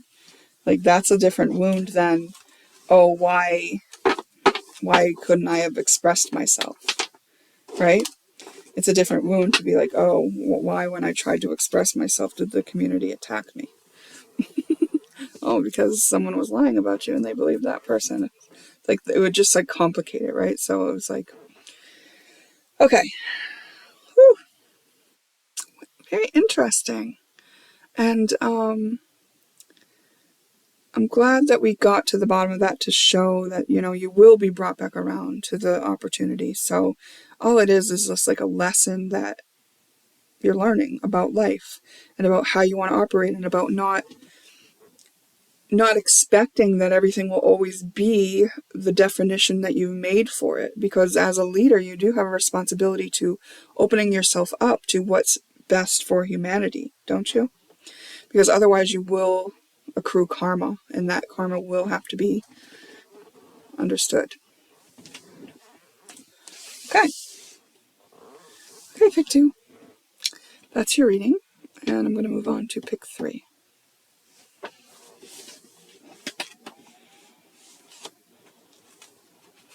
Okay, pick 3. We got an ending, dissociation, inhibited self-expression, and wallowing.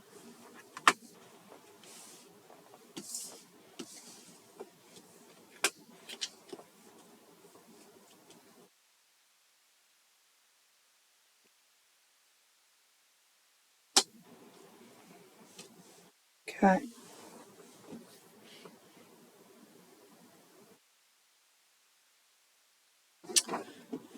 Just kind of feeling out to see if I can understand.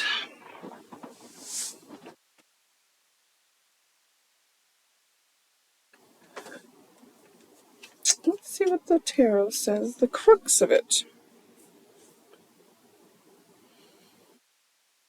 Ace of Swords, breakthrough. Page of Cups. And Ace of Cups in reverse.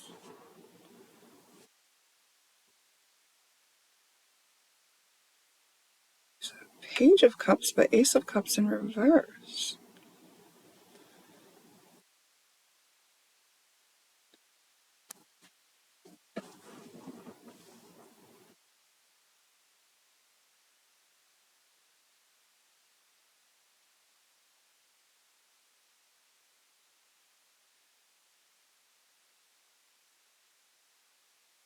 Alright,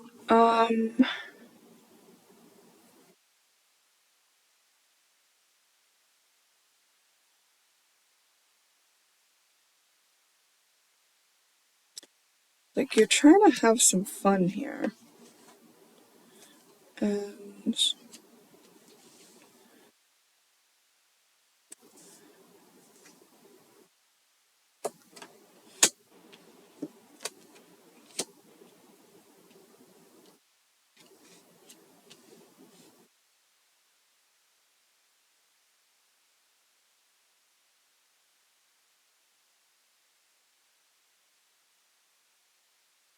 Do something by the book.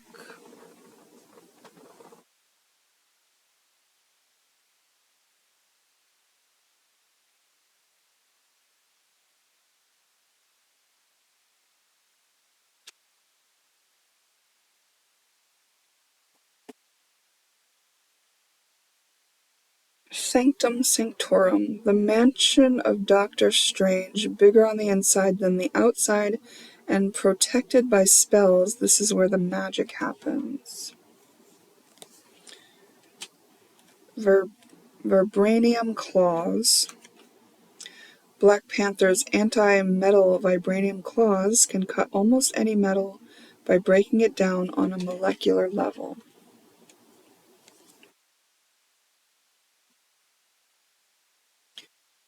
Genie, magical creature imprisoned in a lamp. He grants 3 wishes to anyone who controls the lamp.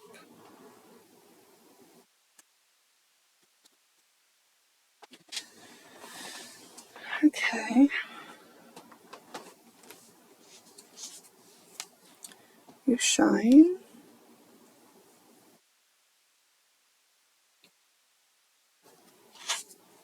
In time. Affected health. It is in reverse. I'm not going to take it in reverse for now.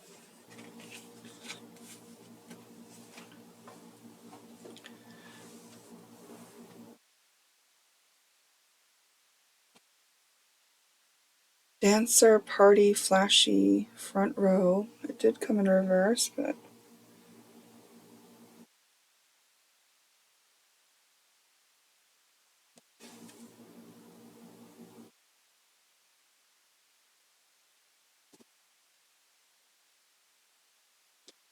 you're very confident. You will take charge. You are an independent person. I think having fun is really important to you. You're not afraid to look at shadows. Money is important to you. Abundance.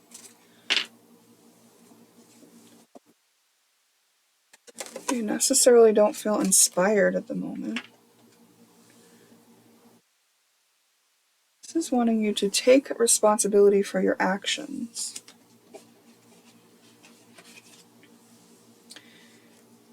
Self-discipline, habits, daily habits, relevant here. Intelligence. Soul bond and energetic ties is in reverse. Miserliness and possessiveness. Leadership and exploration.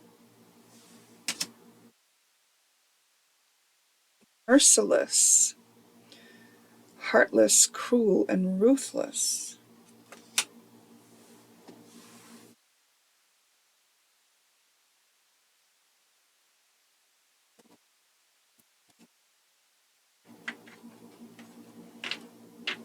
Your ego is really leading the show here. Okay. Yeah. Okay.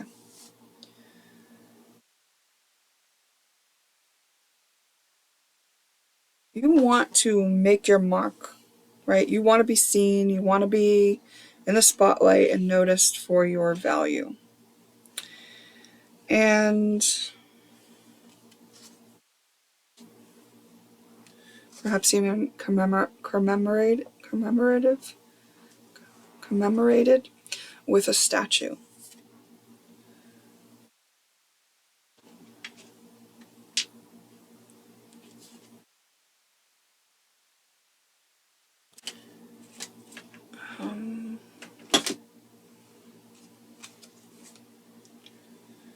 Responsibility. Oh my God, responsibility is here 3 times.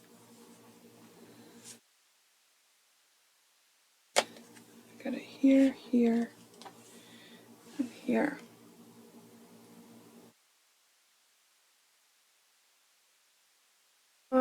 So it came out as the advice. So responsibilities is definitely a part of this. Excluded. Surrender control. Transcending. Power struggle. Fate. Oh, echo.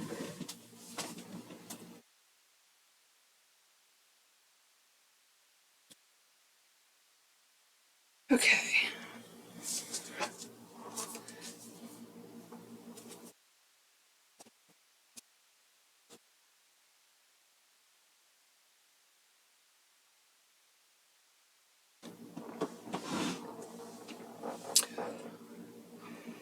So you're here on Earth, learning to be a human, and being faced with all these things, right? Of like what's important in our culture, what's important to friendships, and what's fun, and what feels good, and what is worth investing in, and what is responsibility, what constitutes cruel behavior, and what does it mean to be a leader, and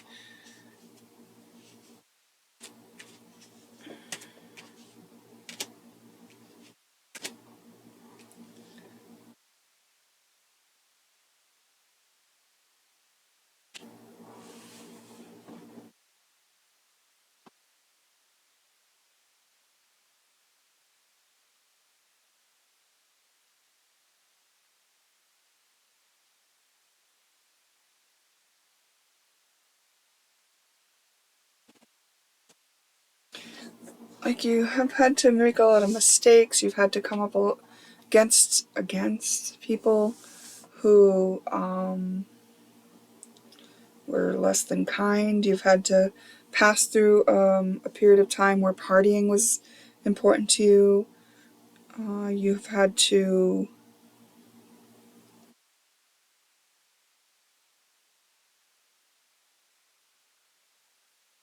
contend with heartbreak and disappointment and all that.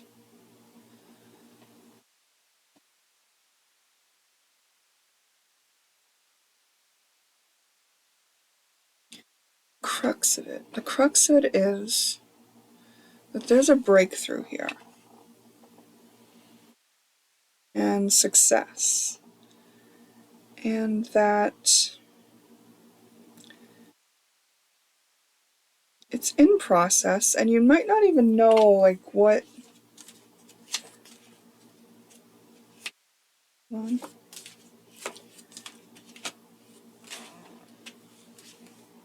I thought there was inspiration here somewhere. Hold on.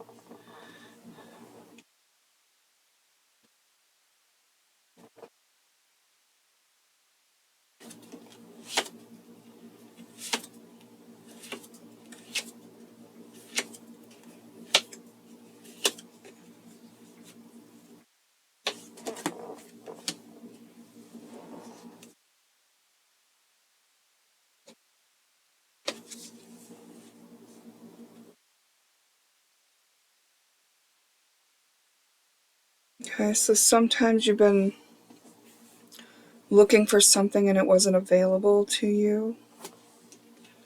Okay.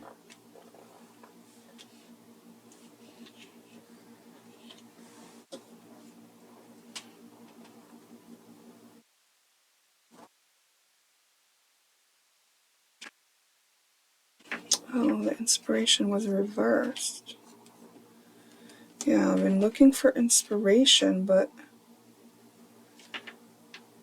the ego is like too caught up in maybe even doing shadow work and creating abundance.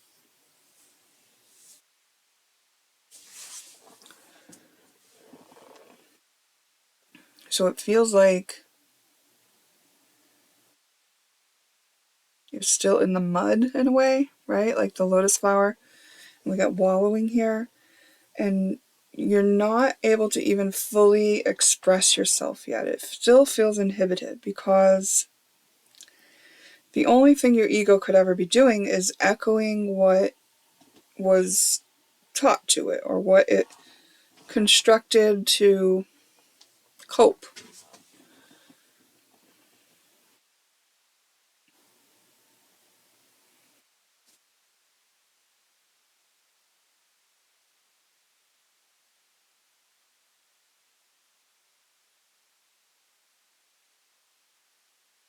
It's like the convergence of all these things. And it's like some of them conflict and some of them work together. And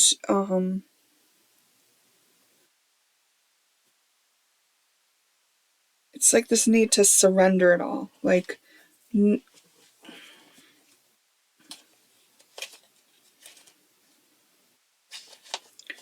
more struggling.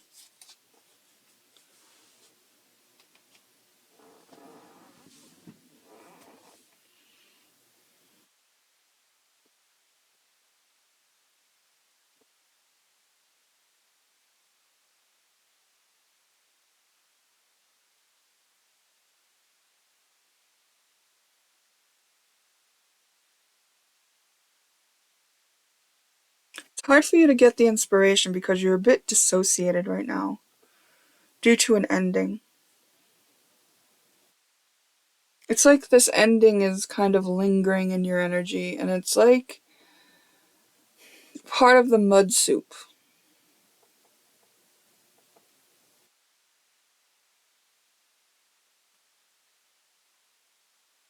I think you feel like you are here to do something. I feel like you're willing and ready and able to do the thing.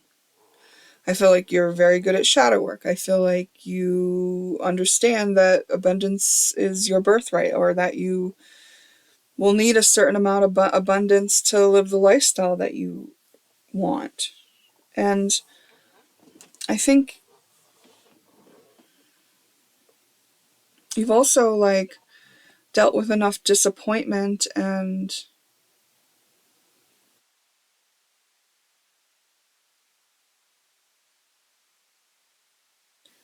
lessons to be grounded, but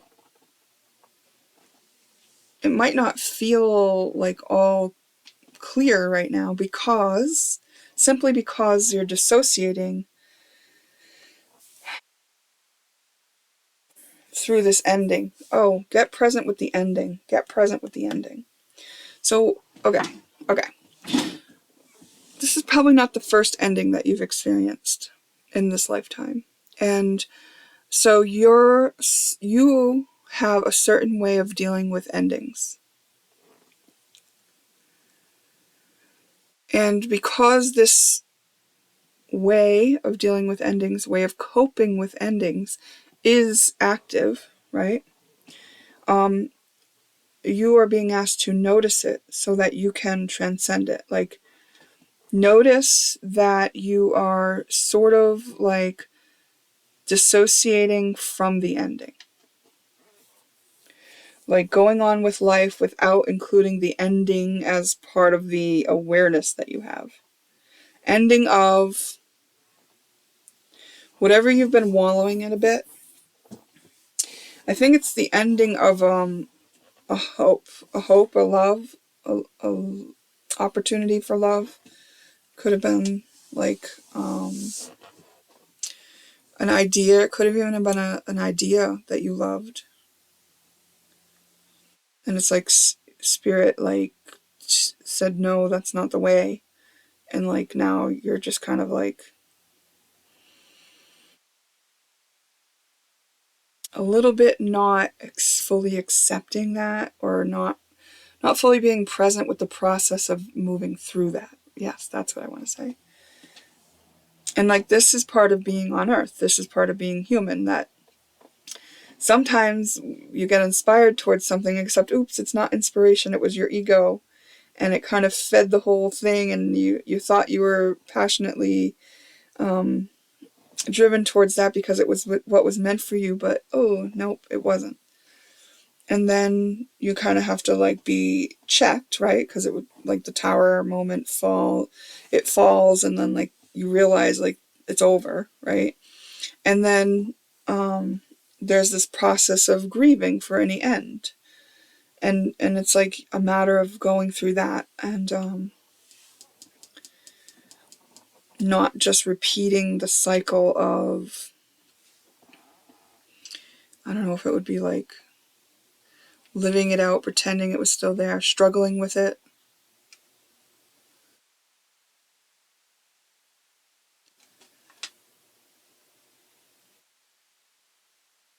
I put my armor on, show you how strong I am.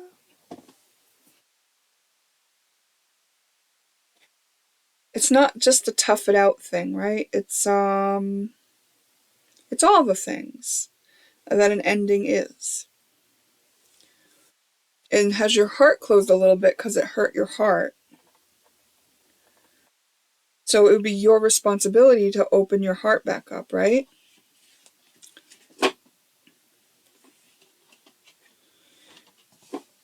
And you don't want to slip into like, oh, why did God do this to me? Why is this happening to me? Well, this isn't fair. It didn't work like this for the other person. Instead of slipping into that, know that we all have our own stuff to do here. Like each person is on their own journey. So comparison really is the thief of joy. But like it's also can be useful in certain circumstances, but not when it comes to wallowing as a victim, right?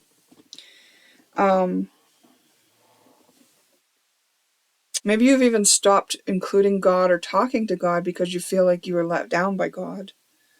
Like, why was I led this way? Why did this happen? Right? But there's so much more to this, right? There's this bigger picture view that is being offered to you. Like maybe that's what you feel about God, is he's merciless and miserly. And oh, it is a soul bond that has been cut off. Yeah, you've had to cut ties with a soul bond. And it maybe cut you off from some of the fun that you wanted to have or were having. Some of the enjoyment of life. And it was like a dream of yours. And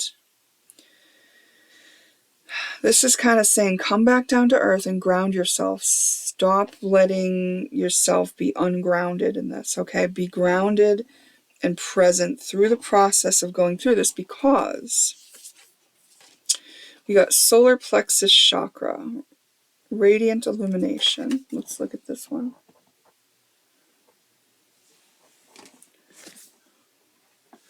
Number 4.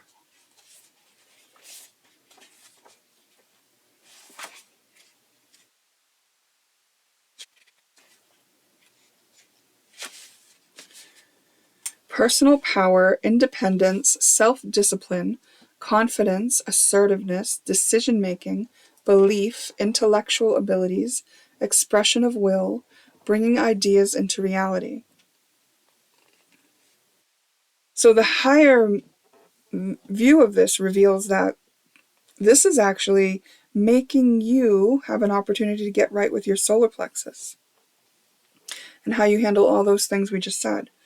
The solar plexus chakra is the radiant center of our being.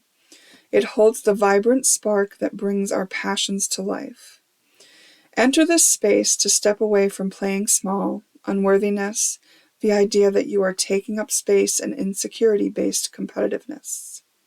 Allow yourself to be attuned to the abundant life force that resides within this center, and be energized, motivated, fueled with inspiration, enthused and clear-minded, so you can bring forth more of yourself and what you wish to birth in this world. As you discover a deep and real sense of self-empowerment, you can more confidently lift others in celebration, harmonizing differences and shifting hierarchical paradigms into collective co-creation. Remember that you are a powerful being who can connect with potent life force energy as and when you need it. Be aware of what fuels your fire and consider circumstances where you had your power away. Imagine all the fragments of your energy that you have given away at some point and bring them all back to the center of your being. And it's asking you to question why you did certain things, right? And so it's not that the universe won't allow you to have the abundance, but if your vibration is not of pure, like meaning if there's like a shadow in there somewhere of a lack-based need for this abundance, or mixed in with it is that you're not worth the abundance, or you're not worthy of it, or that you don't really believe you could have it. Any of those things could like taint the situation, and then you're not going to line up with it, right? So these would be like ego things. Ego is based on like avoiding fear and pain. And so in here, what you're being shown is a couple places where you still were operating from ego, and it's not that you wouldn't do those things from the higher version of yourself, but like where you're doing them from is mixed in with egoic things. And it's not like wrong or bad. It's just like you're at this point in your journey where it's like, I feel it's kind of like more, you've done all this shadow work, and it's like more of the responsibility is being put on you for you and your journey, right? Because if you've cleaned up all the backlog of your shadow work, and you're now kind of at this point of like being able to create new, your solar plexus really needs to be online, right? And working well for you. Earth, learning how to be human in the world, but not of it, right? You came here, see that seed, like you're the seed. You came here to Earth to enact and implement something of your own will. And it's already in process, right? So like, even though I'm talking about it as if like, oh, you're in your own way or something like that, it just means like, no, on this step, what you're doing is clearing more of the debris out of that place in your life, the place where you're able to take up the reins. And this will come as a breakthrough for you as you are allowing yourself to be present with the ending that you've sort of been dissociating from. And that also might feel like less inhibited self-expression, right? You may come to a point where you want to express more.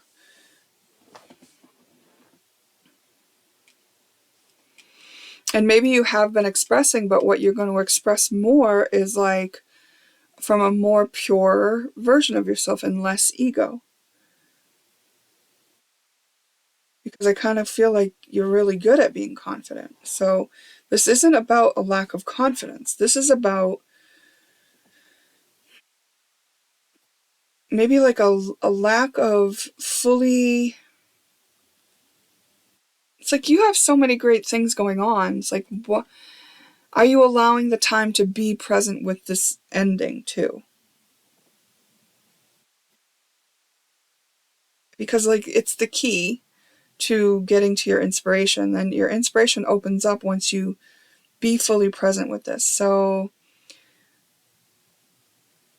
the wallowing is kind of saying like you're not paying attention to it, but you're in it. So this is saying, can you be present with it? Like put your attention on to the feelings, whatever you're feeling. Take responsibility that way. Be bold and take charge that way.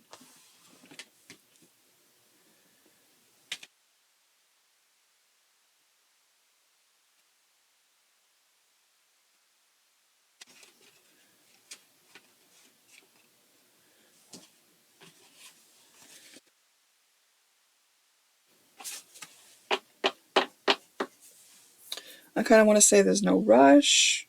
You haven't done anything wrong. It's like you're trying to do things by the book. Maybe because you got taken off something that you thought was meant to be on your path, and it's kind of saying like it was.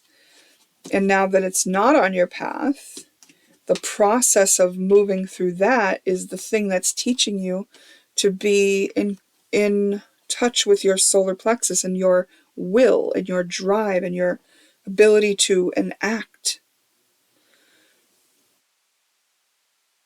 yourself to the thing, the creation,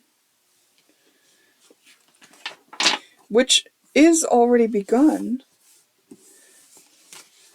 but the clarity will come as you ground yourself and get present with the thing you're transcending. So you surrender your control around like trying to avoid or deal with whatever ending it is. And it's an ending of a pattern that you were in for a long time. And it was inhibiting your way of acting. Because I kind of feel like because you might have a susceptibility to blaming God and wondering why God put you through this. Like, it may have been that you were depending on God to tell you what to do. And this is kind of like God saying, well, like, let's put this back in your hands a bit. Because you do have a say. You do have some responsibility here for taking action and making decisions and deciding what is worth putting your focus on. And it's not to say that, like, you couldn't be led astray if you're acting from your ego. So, like, make sure you're clear on that, like what you're acting from, Yeah. And like all this is just part of being human. All this is like getting really smooth and being able to operate from the flow state in another area of your life.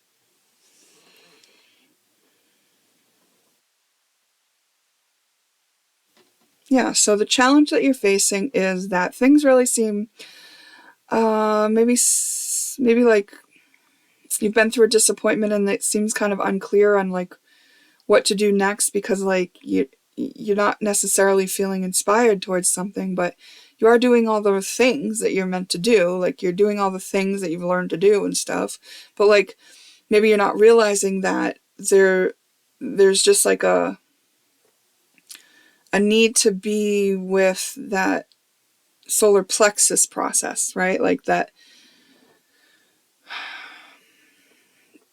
taking your own will back into your own hands, taking the responsibility for the decisions you make and for the actions you take and for where you're focused and where you're looking for your answers from and what tools you're deciding to use and how long you're staying in patterns and things like that. And it's like if your human body was a spaceship that you're navigating Earth with, it's like your co-pilot is like putting you fully in charge now and they're like going on break. It's like, what would you need to do? You need to start paying attention to a few more things that you hadn't been. Like, you're perfectly capable of getting by with, the things that you've been doing, but like now there's a few other things you got to pay attention to too, because now that has been put on you too. It's like you're like you're stepping into being more sovereign in a way, and more, I kind of feel like you've been sovereign, but like more with great power comes great responsibility, and the power is like the power to keep control, keep con- to control the controls, right? To navigate with the controls. That's where your power is used. And it's like you're taking on more of that. So you're kind of just at this level. It's a level up, and it's like, okay, so more of this is on you now.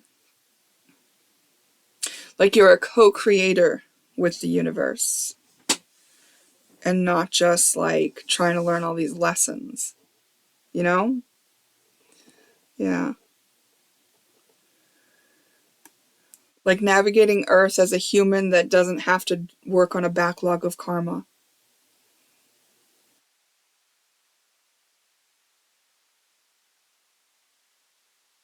Exciting. Okay.